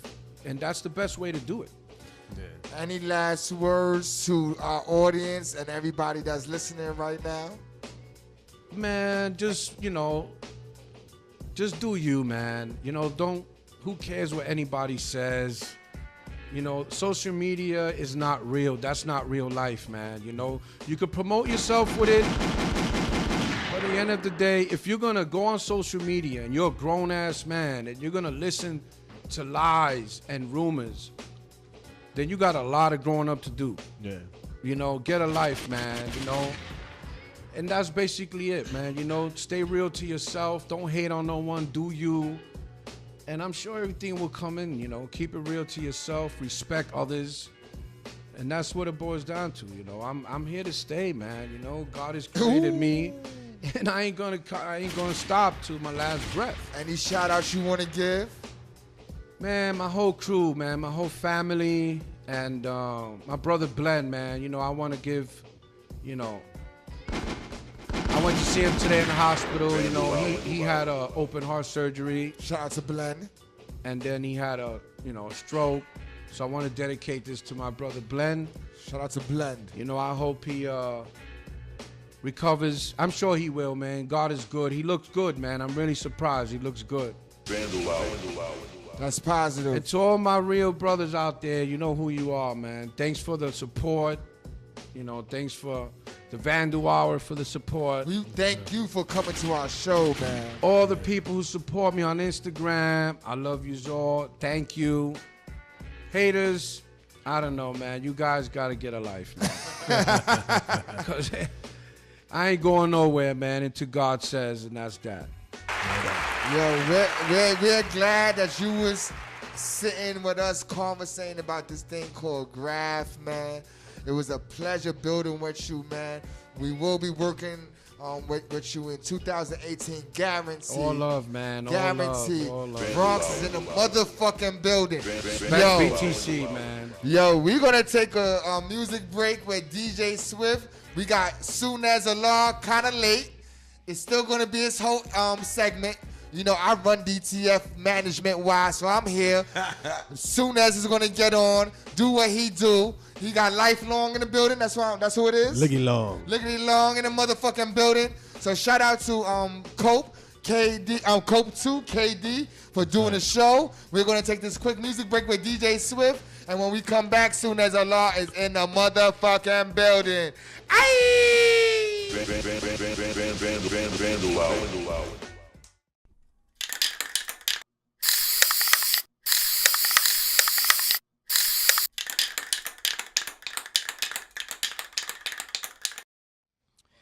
The hip-hop writer is a creator, composing understanding words of culture brilliance, powering a rebalance of the elements equally. Page is a rejuvenated reaffirmation, simply the almighty leadership of insightful craft work that stands to build through any confrontation born to be. Yet his daily duty is as a journalist that questions properly, uses his ears for the good to filter the real. And as the art decays by dilution, he concentrates the best again and again, exposing it in the print. Today's journalist and tomorrow's historian he listens to share. Here is that necessary attempt executed again and again and again. Peace. This is Sunez Allah, a.k.a. Skillustrator Low, and you were listening to the premier hiphop.com show. All right? My brothers and sisters, I just realized something outside. I say this every time, though, and I don't appreciate you playing music that I like. Because I want to come here bitter with something to prove about hip-hop. And then he's playing all these songs. I'm like, oh, I remember I had good times with that. Yeah, I remember I liked that song and shit like that. Fucking DJ Swift. DJ Swift? Yo, man, Yo. I'm sorry. Nah, yeah, no, it's all right, though. It's just that I'm so used to everybody being a fake fuck. You know what I mean? Right, I feel you. But I want to thank G-Math. I got to thank DJ Swift. I got to thank everybody at Vandal Hour. It's a real honor to be back here for season 4 in this new year. Happy New Year, everybody, because I haven't had my chance to tell it to everybody. why is premierhiphop.com here? Because vandalism is a wonderful thing. And the only way that I write on the page, though, is by vandalizing the whole thing. I totally disrespect the English language. We take words and we use it the way the fuck we want to. You know what I mean? It's like, you know, it's like we're playing a trumpet through the other hole. You know what I mean? But what we do at Premier Hip Hop, what I've been able to honorably pioneer, based off the legacy of I would say the big hero Bones Malone, when I was reading his stuff, because when I read his stuff, I didn't understand what the hell he was talking about. All I thought was like, man, this motherfucker get to write shit, anything he wants. I don't even know what he's talking about. You know what I mean? Because people layering words and shit like that, I was taught to be so rudimentary with it, so basic with it. You know what I mean? That I forgot the imagination on the page. You know what I mean? And I'm mentioning all that because right now, whether we missed it or not, right? Today was low goose on a deuce. You know what I mean? And a way to honor the low lives and the low life culture. And being that I'm someone that has gotten that salute from Bones Malone himself, who has been able to honorably pioneer my own element as a hip-hop writer, been able to be renamed honorably by, or additionally named, that's probably a better way to say it, additionally named by Thurston Howell III as Skillustrator Low, and given my L's, though, for an appreciation for what I've done for hip-hop culture, and, you know, what I'm enabled to do in the street with the youth by, you know, Rakim's Supreme Shabazala, a.k.a. Rudy Lowe. And that honor is always with me. You know what I mean? It's like being knighted and shit. You know, you become a lowlife. It's like you're knighted and shit. You know? And like I said, you know, I'm the lone lowlife with a home-sewn garment. You know what I mean? I'm that old school. I like to put patches on my shit. I like to take patches nobody got. You know what I mean? I gotta have kung fu patches on my stuff, Wing Chun dummies on my polo shirts. You know what I mean? If I could put a sword, you know what I mean, or I could put like a staff pole on the right as he's on the polo horsey, you know, un machete. You know what I mean? And just we could do it. You know what I mean? You gotta make it, man. Indeed. That's what's so dope about just the low culture. Absolutely. There's so many people, you know what I'm saying, that are just on their own lane and just Absolutely. their own lane. Absolutely. So, you know what I'm saying? That's something that you could do. Yeah. You know? And you know, the low life is when I say honor the real. You know what I mean? And and it's only because I want to be the one to tell it to y'all. The only negative though is that I'm gonna give you my terrible trend for 2018. You know, and I was watching. I wrote something really, I guess, biting, but it's really, you know, scathing. But it's really the regular shit that I always say. But I had written about, because a lot of people have been talking about Amara La Negra and her stuff on Love and Hip Hop. And I actually put Love and Hip Hop in Miami for a little bit. And I felt like a stupid fuck after I took it off because I just felt stupid. It was like, you know, like when you put your SpongeBob for the kid too long, they start losing their mentals and shit. You know what I mean? It was like adult SpongeBob. And then I just saw this gay brawl. And I was like, it was these two gays brawling and stuff. And they were trying to out-gay each other, and it just looked like two clowns in a circus and shit, and it was just stupid. You know what I mean? And it's funny because they're all trying to do shit in hip hop, and there's not one battle that has to do with like I do this music better than you. Right. It has nothing to do with that. It has to do with who's hot. Right. So a lot of the battle has been Amara La Negra, who's Dominicana, and a lot of people are defending her, and they're forgetting that her music sucks. Yeah, let's go back to Dominican Republic, though. You know, there used to be this group called Las Chicas del Can. They were all-female merengue group. And they dressed all sexy. Like, they were all in, like... Sometimes they perform all in, like, bathing suits and shit. Like, it'd probably be, like you know... Like, this just came from the beach and everything. And they would just be performing like that. And you could tell they were tapping the conga. And they didn't know how to play it, but they were just tapping the shit. So it was a total gimmick band. And when you listen to her music, listen to one of those old songs, and then listen to Amara La Negra's music, and you'd be like, wow, this is like an updated version, more colorful, better. You know, it's just 1080 HD. Those videos aren't. That's the only difference, though. You know what I mean? Right. But people don't look at that. They're not saying like, yo, Yes, she was in the producer with Miami. And by the way, when I say that Miami's the place where all Latin music dies, is because it really does die there. That's where all the all the anti-Fidel contingent is there. All the so-called the white Cubans that have nothing to do with Cuban culture, and they dilute it, they abuse it. And this is as a macro level. Don't tell me about one dude that you know in Cuba who keeps it real. In Miami that keeps it real. I'm talking about like the area as a general whole. You know what I mean? Right. They pop out everything. They pop the song. That's why white folk only know the conga line because of Gloria Estefan. So, but the thing about it was that producer was trying to get to dilute her blackness, and she was standing up for that, and people salute that, and I do too. But the thing is, though, is that when we look for people to support our causes, though, let's not forget, though, that they've got to have some kind of talent, though. That is true. You know what I mean? Like, it's like if he was going out there and somebody was saying, yo, I'm all about Wing Chun Kung Fu. Right. Yo, you better make sure that he's Ip Man level. Right. I don't want a dude representing Wing Chun Kung Fu among all the MMA dudes, and he's just mad fragile. Right. I don't want people representing blackness and hip-hop if they ain't really black like that. If you do bullshit music, you're not really doing nothing edgy, nothing black. Right. So anyway, she basically was telling him, it was a respect fake moment, but in this 2018, it's respect my fake. That's what we keep seeing. We keep seeing people holler and respect my fake. You know what I mean? And I'm not having that shit, but it is a trend though, so it's gonna happen though. So you heard it here first with Sunez Allah. You know what I mean? That's a new wave. You know what I mean? So drown in it though. I hope that wave goes so slow that each ripple just smashes really hard. Ripple effect. Exactly. But I'm always here because I have a guest that actually MCs though. So, and I have a guest that there's a lot to say about it, but I want to preface something with something I wrote about him on the fly after going to a Low and Lyric show. Which is a regular. It's not a yearly showcase. Maybe it's biannually. Sometimes I do it 2, maybe even 3 times a year, where it's a showcase for low life MCs. And this brother went there, and this is what I had written though. I had written this on the fly, and it was inspired by him because he had noticed what I was doing. And I said, my low brother noticed I stayed writing while I saw he MCs from entrance into this Low and Lyric showcase of low life MCs. As he warmed up the crowd from his arrival, introducing himself to the people with sincerity, acknowledging his best of friends, he calmly enjoyed the Low family and hip-hop lovers. His stage presence was slowly being birthed. I never saw the born months.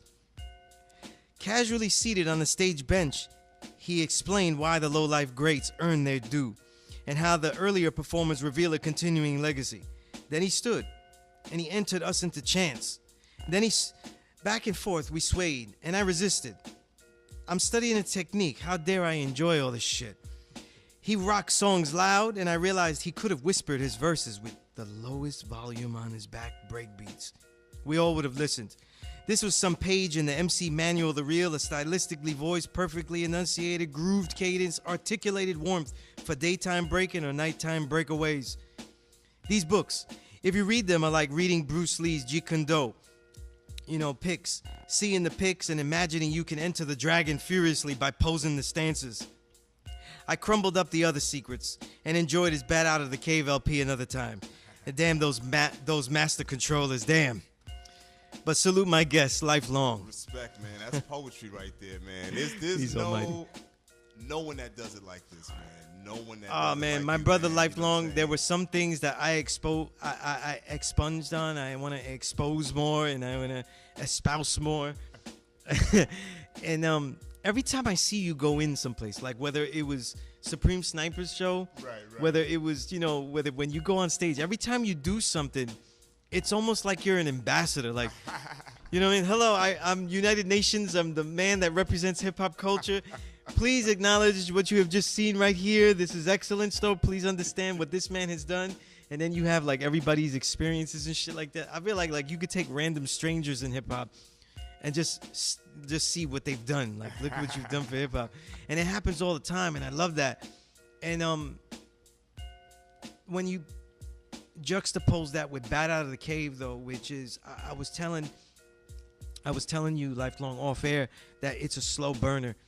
Those albums that become sleepers, because when I look at the top, and I haven't done my reel of 2017 yet. I'm gonna break it up into LPs and EPs because there's too many EPs this last year. A lot of music that dropped. Right? There was a lot of music, and good music that dropped. I could put like just 10, but I would like to make a note of everything I heard that I really like. You know what I mean? And to show it's complete, and that a lot of people spend time, because I think grading records, and I also think numbering them, which I have to do for this, but I hate numbering them too. Right. I hate doing all that shit. I hate grading stuff because music is not really like that. It doesn't work that way. Right. But there's an articulated, when I said articulated warmth, you have one of the best voices I've ever heard on the mic, though. It has like a warmth. It hugs the microphone. You know what I mean? Thank you, brother. And it allows Bat Out of the Cave to be a smooth joint. Like, man, we got work problems. You got the songs about like, yo, you're just trying to make rent and shit. But then you got that New York City shit, like with C. Ray's Walls, where like, yo, that's a shit though, where I was like, I'm wearing the right boots. I'm wearing the Polo Drax boots, these big ass, you know, duck boots. And I was like, yo, these are stompers. We put the stompers on. You get your Timbs on and shit. And I was like, it goes so seamlessly throughout these things. You know what I mean? And I know that you spent a few years working on this album though. Yes. It ends up having a very diverse subject matter. Because you spent so long doing it, did that happen where he's like, look, I didn't do one of these kind of songs. Let's put that there. Right. Did it happen that way? Basically, it definitely happened that way. It was, I felt like the whole process, it was basically what I was going through. You know what I'm saying? That was definitely, like, I feel like a struggle album. So I definitely had to basically record a joint, come back, you know what I'm saying, record another joint, come back. Nothing was done, you know what I'm saying, like all at once or anything. I had a certain vision for this project, so I definitely wanted to take time with each song. And each song, I felt it dealt with something that I was going through at the moment as well. You know, over time though, were the features a difficulty to get through and stuff like that? Right. Were they a difficulty? As far as like to try to get the features done, yeah, definitely. I had to work on a lot of different like people's schedules as well. Like Poison Pen, shout out to Penn. He's a busy man. You know what I'm saying? You know, he's like all over the world. So, you know, when I asked him to do the joint, it was like, yeah, I got you. You know, you my brother. You know what I'm saying? But I definitely had to wait. You know what I'm saying? And see when it was the right time for, you know, when he was in town. Same with Prince Poe. C-Rays, and I have a lot of people overseas as well. Right. So it was as far as like, you know, sending them the track, and then you were going back and forth with Bunty, you know, too, because Bunty's from Scotland. So right. I mean, so it's like the whole process. Now that I think about it, I feel like it took about 6 years to create, but I feel like that was the time that it should have taken. You know what I'm saying? Just because of what I was dealing with. I was dealing with the international producer that was sending me beats from overseas. And, you know what I'm saying? I took my time. I felt like even picking the beats, like I was the one that picked the beats for the project as well. So I didn't want to like just grab anything that he sent. You know what I'm saying? So I think that, yeah, man. It took a long time, but I think this was the time that it was supposed to When you take. pick beats for that extended period, as you get songs that, I definitely like this song, and you just continue to pick beats as you go along, though, are you going now, does the asking for beats get more specific? Yes, it definitely, when we first started, Bunny was like, you know, he would send me joints. And I was already like just a fan of his works, you know what I'm saying? Because he was already doing like remixes for Nutso, and I was just hearing a lot of remixes that he was doing for different artists. And I already, you know what I'm saying, when he sent me the first couple of tracks, I was like, yo, definitely could work with you, you know what I'm saying? And then we expanded on the project, and then as he sent more beats, I felt like I didn't want to like jump into anything. I wanted to see what he, you know what I'm saying, what he was coming with. Plus he was working with like so many other MCs as well. So I felt like, I was like, all right, I see what you gave Do It All. I I see what you gave King Ron. You know what I'm saying? So, you know what I mean? I want something different. So I felt like I kind of waited. Like the last couple of tracks, I remember that we recorded for the album. It was like we took our time. We even had songs that we recorded that didn't even make the album as well. Right, you know what I'm saying? And other joints that we had a remix. Yeah, like now that I think about it, man, it didn't really take a long time. It actually took the time. The right amount of time. Yeah, the right amount of time. Right. I feel like the only problem that I had, and I probably shouldn't even say this, but I think the only problem that I had was as far as putting everything out at the same time. A lot of the stuff was scattered because, like, you know what I'm saying, I released I leaked a couple of songs first, and then like a video came out, and then the album dropped, and the CD. I mean, that's the problem as, you know, being an independent artist, but I'm learning. You know what I'm saying? Right, I'm absolutely. learning. And I just thank the fans that the fans still was able to rock with me, even Yeah, though and, you know, things was all over the place like that. Eventually, I want to rewind and go back to, like, you know, the earlier records, you know, and the what you've learned from them. The reason I'm saying on Bad Out of the Cave is because we're into 2018, and I don't want people to miss really one of the best records of 2017. And I think that one of the things that's so good is that Bunty, it's not only EQ'd really well, you know what I mean? This has blast potential, and none of the verses are hard to hear. Everything cuts through nicely. You know when a verse cuts through really nice through the breaks? Right. You know what I mean? And this has it, and it's so well arranged. He mixed the entire project. All the cuts, Bunny Beats. The artwork on the album, you know, but also like, Bunny Beats. You know, out of a question that happens with stuff, right? How does one go about, like, most of the producers out there, this is a problem I have with a lot of producers, right? And they're well known. Some of them make good records and stuff. So I don't want to name them because it's like, I don't want to diss the people that score 15 points in the NBA. But we're talking about like 25 points a game. Your man Bunty scored 25 a game on this one. You know what I mean? Bunny went in. And he went in. He definitely went in, man. it's like it's not just the drum quality, but it's also the sample quality. The samples is nice. Yeah. And you know, there's a couple of producers that they made a lot of albums this year, and as I go through, it's like we almost have to a listener for a long time. We have to dismiss ourselves and say, "Oh no, it's because, you know, that everybody used it, but it was a long time ago." Right. I don't like that idea. Right. You know, everybody used it, but it was a long time ago. Right. I don't want to hear the same sample again and again. You know what I mean? Hear something new. And guys are using the same samples, but not really doing something new with them. Just because they put different drums, sometimes it's really not good drums. Right. You know what I'm saying? I It's definitely agree with that. Yeah, or it doesn't match, or like the original that we heard it with suited it so well that we can't get used to the drums. You know, the new drums they decided to use it with. You know what I mean? You know what I think? Not to cut you off, I think the reason why Bunny is you know what I'm saying, was so good as far as like with the beats and the production. This is just his passion. You know what I'm saying? He's a DJ by nature. Then as far as, you know what I'm saying, production, he has a certain style of beats that he likes. He has a certain type of style of music that he listens to. So I think he just incorporated all of that. He, not even just with my album, just with other projects that he's done. He just incorporates all of that. Like Bunny, actually, he's even he's a professor. He basically teaches out in Scotland on basically production and DJing. Yeah, because it's completely ridiculously professional work. Right. And you know what's interesting is that this is a real New York fucking album. Right. The way you rhymed on it, the way you had themes, even the video. You know, when you did the video, that had such a good New York vibe and shit. We got like some that. more coming too. You know? We got some more coming.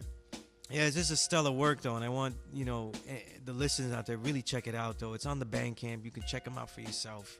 BadOutTheCave.com. Stream it though, but it's an addictive pull, so you can't just stream this shit after a while. You're gonna have to buy it and take it along with you. You know what I mean? And if you want the physical is different from the digital because the CD has bonus remixes and it has a couple of instrumentals on there too. So, you know what I'm saying? We try to take it back. And that's the thing, you know, like there are a lot of great albums that are made, but you're not interested in the instrumentals. Right. You know, this one though, yeah, like you could get them. You know, there's good albums, but like, nah, I like that MC. I don't want those beats though. You could keep them shits. You know what I mean? Man, respect. But this one, you don't mind the instruments. You're like, yo, that was dope. Definitely right, made right. sense to release the instrumentals. You know what I mean? Respect, And respect. the remixes, I had not heard the what was it, the Monster Mash? The Monster Mash remix. That remix was crazy. Respect, and you man. know, like these are songs that it was good. They didn't need the remix. You know what I mean? Right. And it was totally But, different you know, though. we still wanted to give that, you know, that oomph to, just for the listener. You know Yeah. what I'm saying? The listener always has to get something extra or just something. I feel like the listener always, it's always something that was missed. You know what I'm saying? So we wanted to make sure that we kind of like covered all of the angles. You know what I'm saying? I wanted to kind of remix more songs, but I didn't want to overkill it either because with the whole project, you know, Bat Out the Cave, it was like kind of a whole theme as well. You know what I'm saying? This is an album that I haven't put out. I haven't put out an album. It was like, I would say, it was like 5 years since my last project. Right. So, you know, I didn't want to overkill, but I wanted to still, you know what I'm saying, give the listener as much as I could. You know what I'm saying? Absolutely, yeah. Well, if we could get albums like that, I don't mind the Sade approach, where Right. we spend mad years waiting for Lifelong.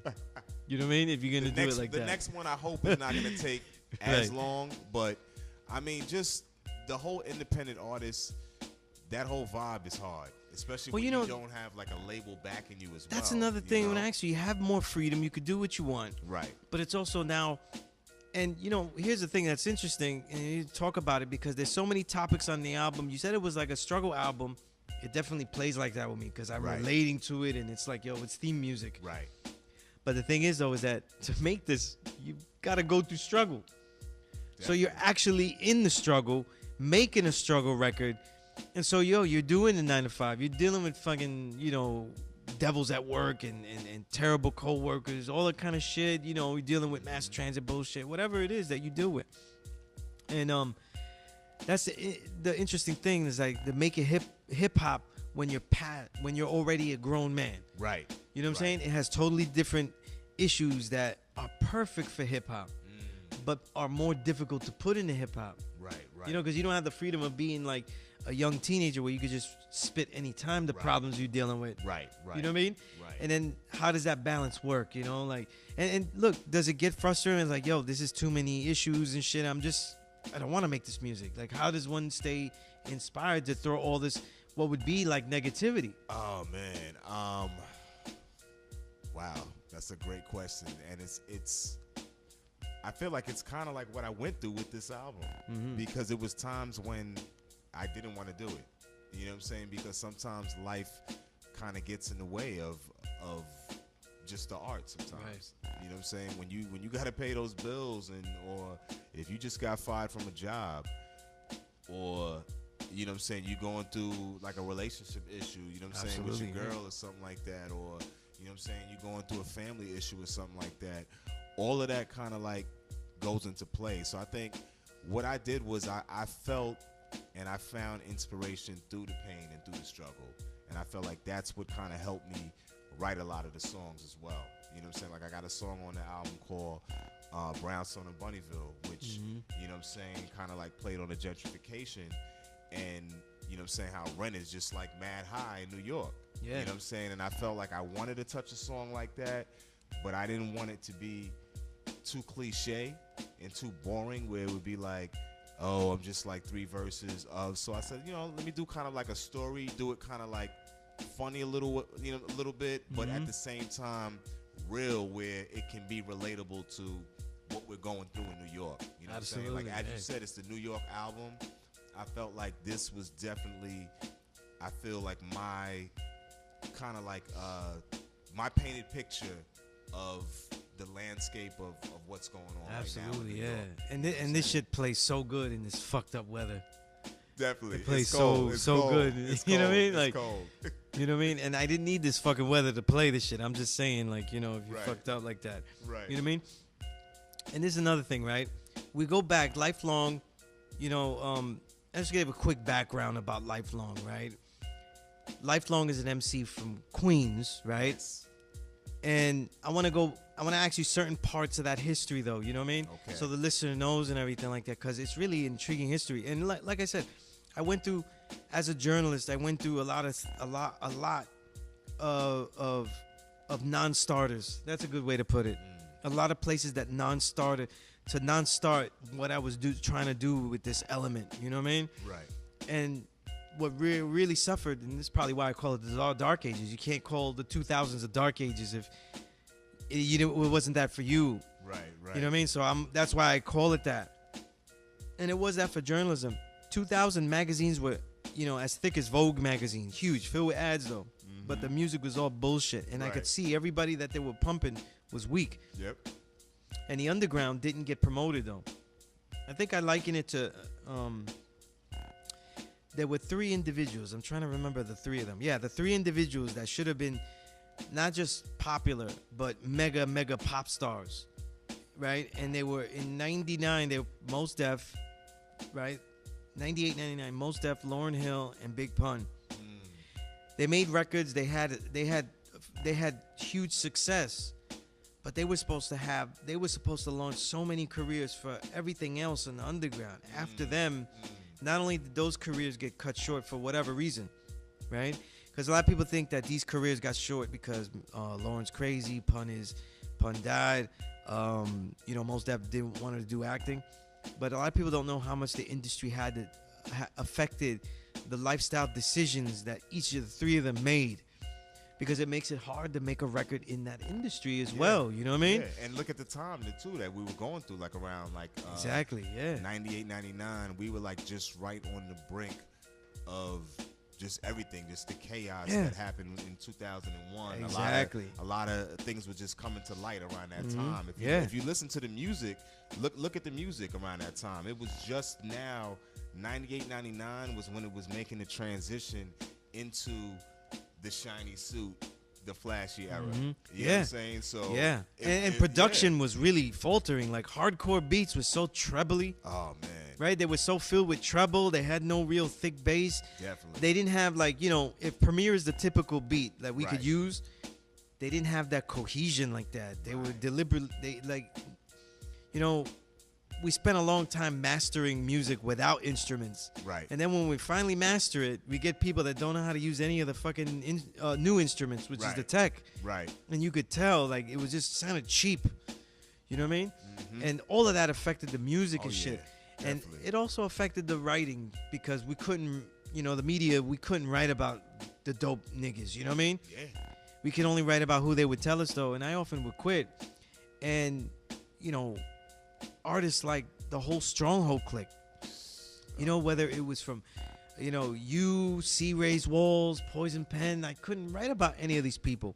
And then if I had a focus on albums and release music, what if I wasn't in there doing that? And that's what everybody mainly buys. Right. What about the people that was pioneering stuff that was beyond just recorded music, like Poison Pen, PH, right? Remembered Imperfection, our brother PH, Rest in peace. right?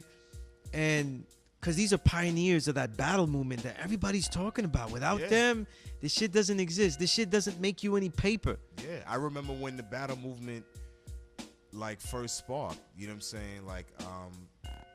Like my first kind of interpretation to the whole MC battles and stuff like that, we was really just doing that on the streets and in the Ville, in the village. You know what I'm saying? On West 4th, cats would come out there on Fridays and Saturday nights.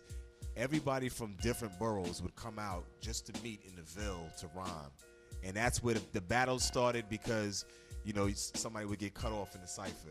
You know what I'm saying? And then as far as the first, I feel showcase battles in New York was bragging rights at the Rican Poets Cafe. Yeah. You know what I'm saying? So it's funny how you can look at, what cats are doing now from, where it came from. You know what I'm saying? Poison Pen would be he would be a great person to just kind of build just about the whole battle culture, where it is from. Yeah, and that's the thing, Lifelong, because then we have an MC as you coming through with the clicks, and the records that you've put out though, they've been more and more focused as you go along. They've been thematic though. You're very good at having thematic tracks mixed in with it though, and they just have. There are a time when the records are quality.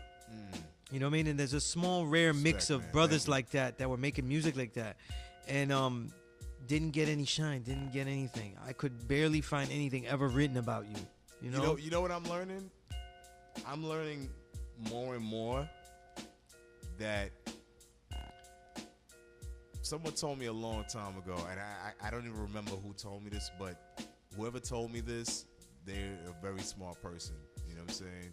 They told me that not everybody is meant to succeed. Okay, some people are just meant to inspire. Some people are meant to just do their craft. You know what I'm saying? So, meaning when I say succeed, as far as like a monetary or, you know what I'm saying, you're not always going to get the wealth sometimes that, you know what I'm saying, that you may want as far as like bragging rights or the money or anything like that. Now that I look at myself and I look at, you know what I'm saying, the years that I've been doing this in the craft, I definitely wanted to be, you know what I'm saying, notarized and, you know what I'm saying, given those accolades as other people have been given. But one thing I could say is my name has still been relevant throughout all these years. And through,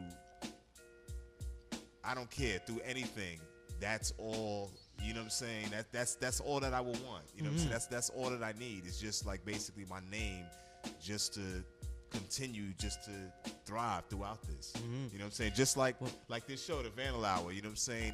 It basically is a show that gives props to the graffiti artists, you know what I'm saying? That's right. To that culture.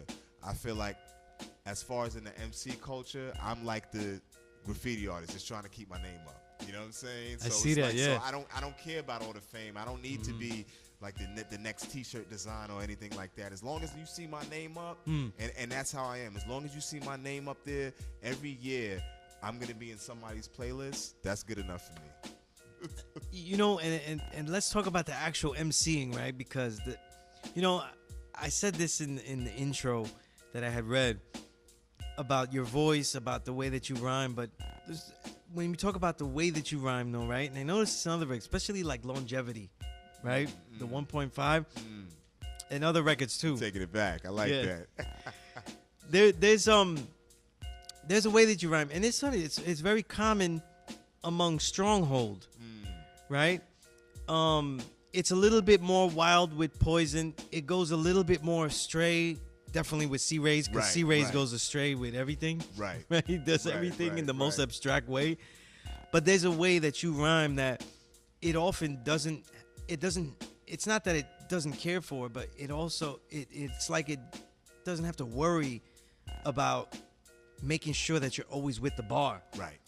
You know what I'm saying? So sometimes you'll add extra words and it finds a new rhythm. Right.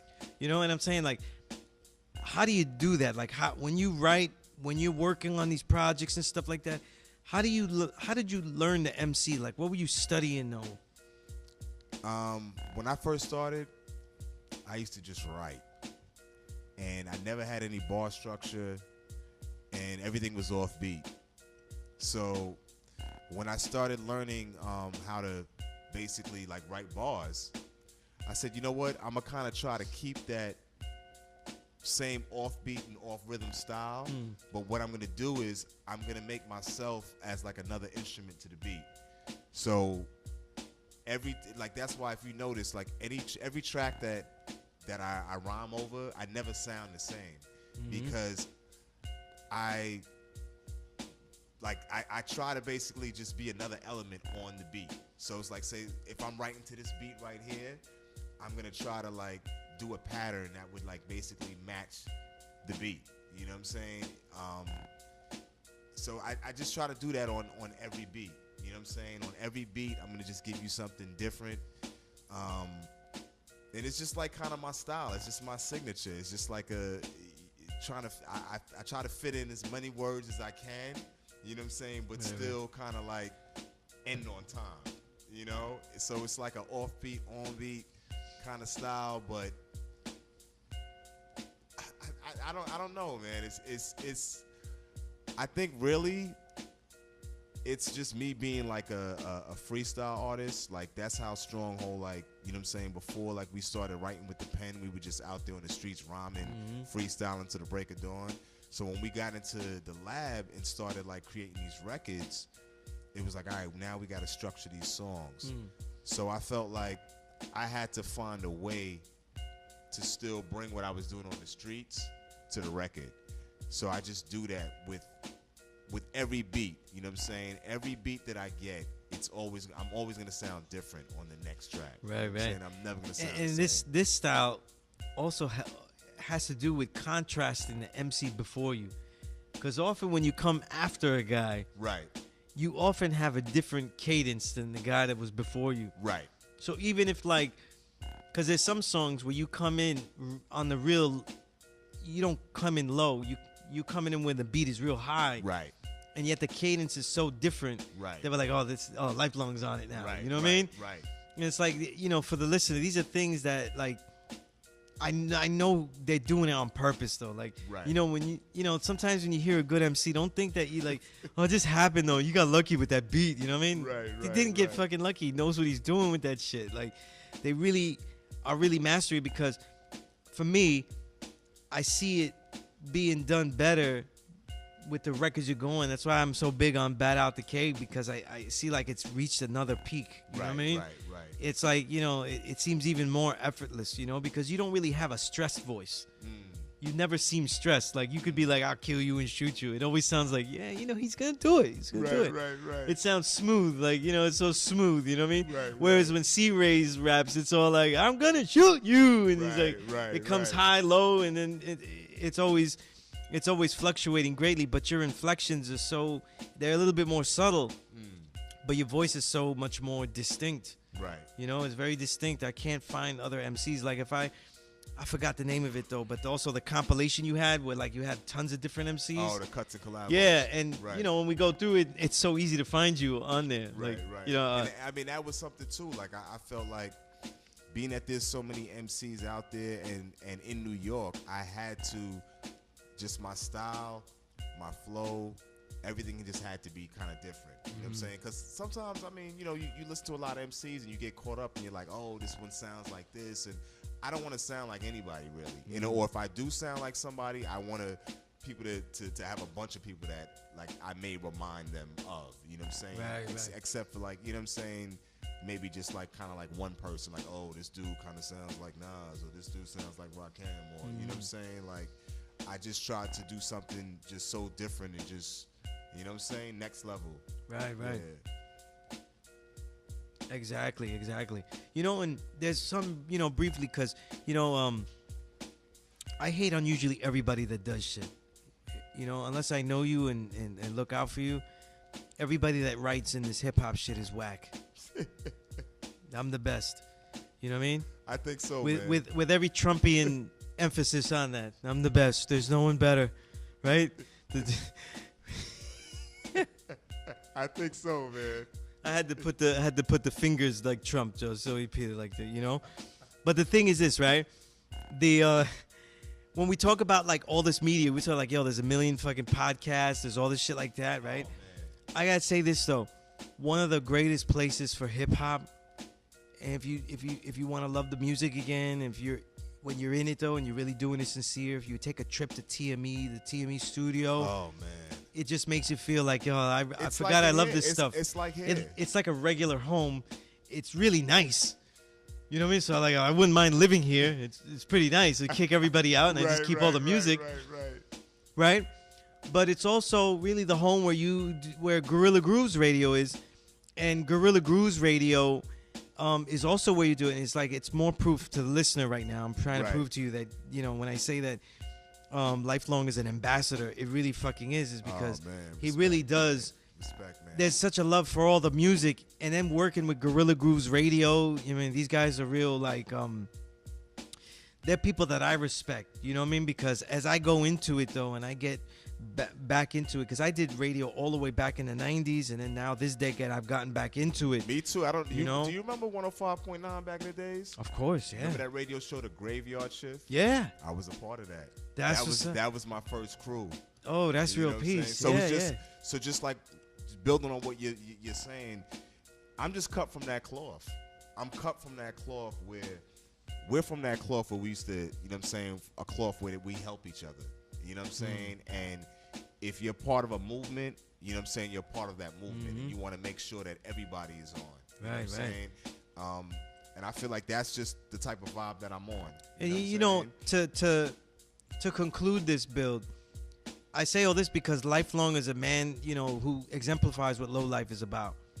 The love and loyalty.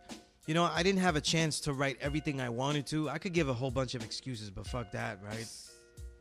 But I didn't have enough, so I jumbled up a lot of records I was behind on in one piece, right? And there was one record that I didn't like, so he kept bothering me to write it, so I wrote a bad one, and I said, let me put it small and put it in here. That was a favor, because I could write a long bad one, right? Right. He keep bothering me.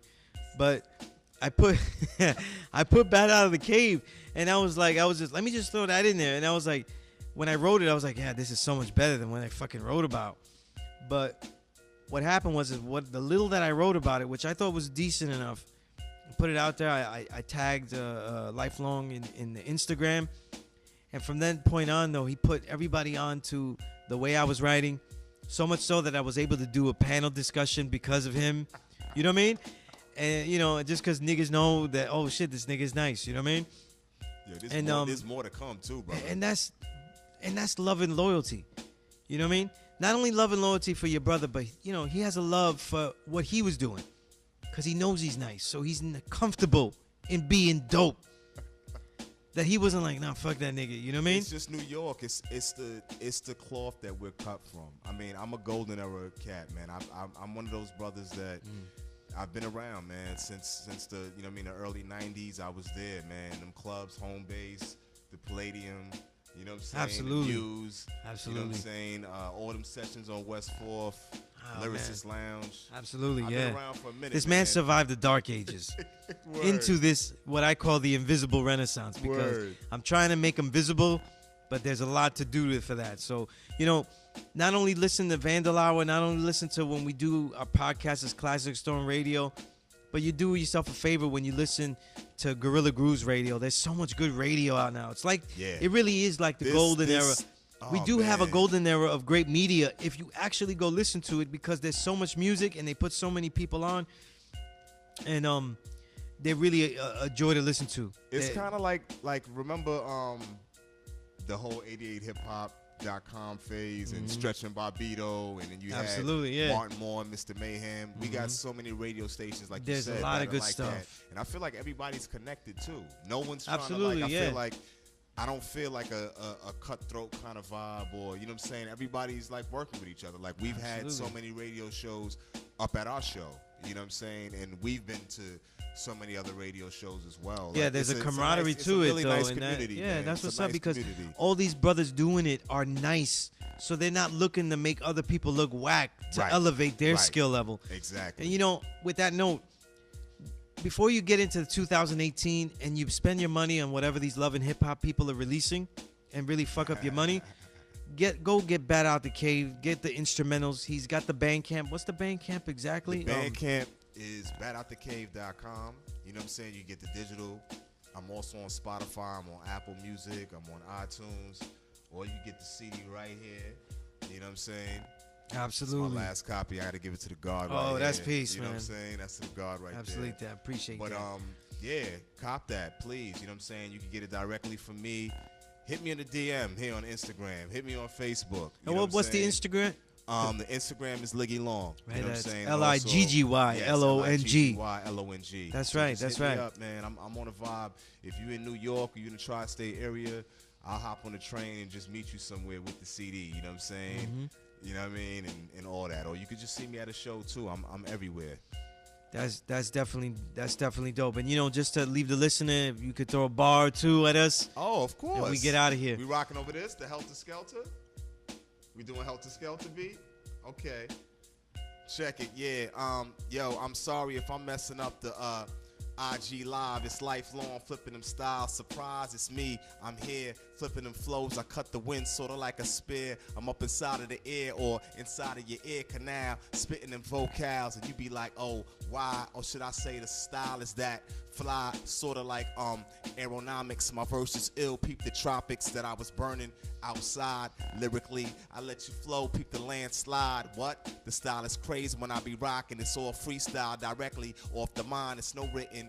I had to take a smidgen of no style because it's all premeditated. The style is elevated, elated. I leave MCs done it with the flow that I've created off the top of the mind, off the top of the noggin. I might have to spit some written now just to let you know that I got that ill type of flow. Like, yo, what I came in the door, still said it before, still let you know that the style is like the score, like the Fugees. I've been here before. What I take it to the future like a clock in the future. What? Yeah, I'm ahead of my time. I still rhyme. I'm still past my prime. Still not signed, cause it's the independent mind. And I do this like if I jumped off the bridge and not even had a hand glide. I still glide off the earth when I disperse a verse with no rehearse, leaving MC's dome cut off, and I send it flying like a nerf. That's the sport, lyrically contort. I was gonna spit and written, but I gotta spit a freestyle to let you know that I haven't done it in a while. And this is some flows right off the top. Once again, Cohen Sen, my man Skillustrator Low is the best with the pen in the game when he's writing. DTF, and we on the radio when it's live and on the Vandal hour. Put my name up, yeah, that's like me, L-I-F-E. Spitting the flows, I'm spitting the freeze, and we doing this once again on the DTF. I spit a flow, and once again I be the refugee like Clef, or should I say like Proswell. I rock well and still excel. I got the battery, the energy in my back like a Duracell. Please, the style is crazy. I used to wear my hair rugged like Maxwell. That was probably me on the first LP. SP, Struggler's Paradise. The style is crazy. What we sort of like at the wee hours of the night, we going to the 3 in the morning, the crack of dawning. What? It's the lifelong, and the flows are just pouring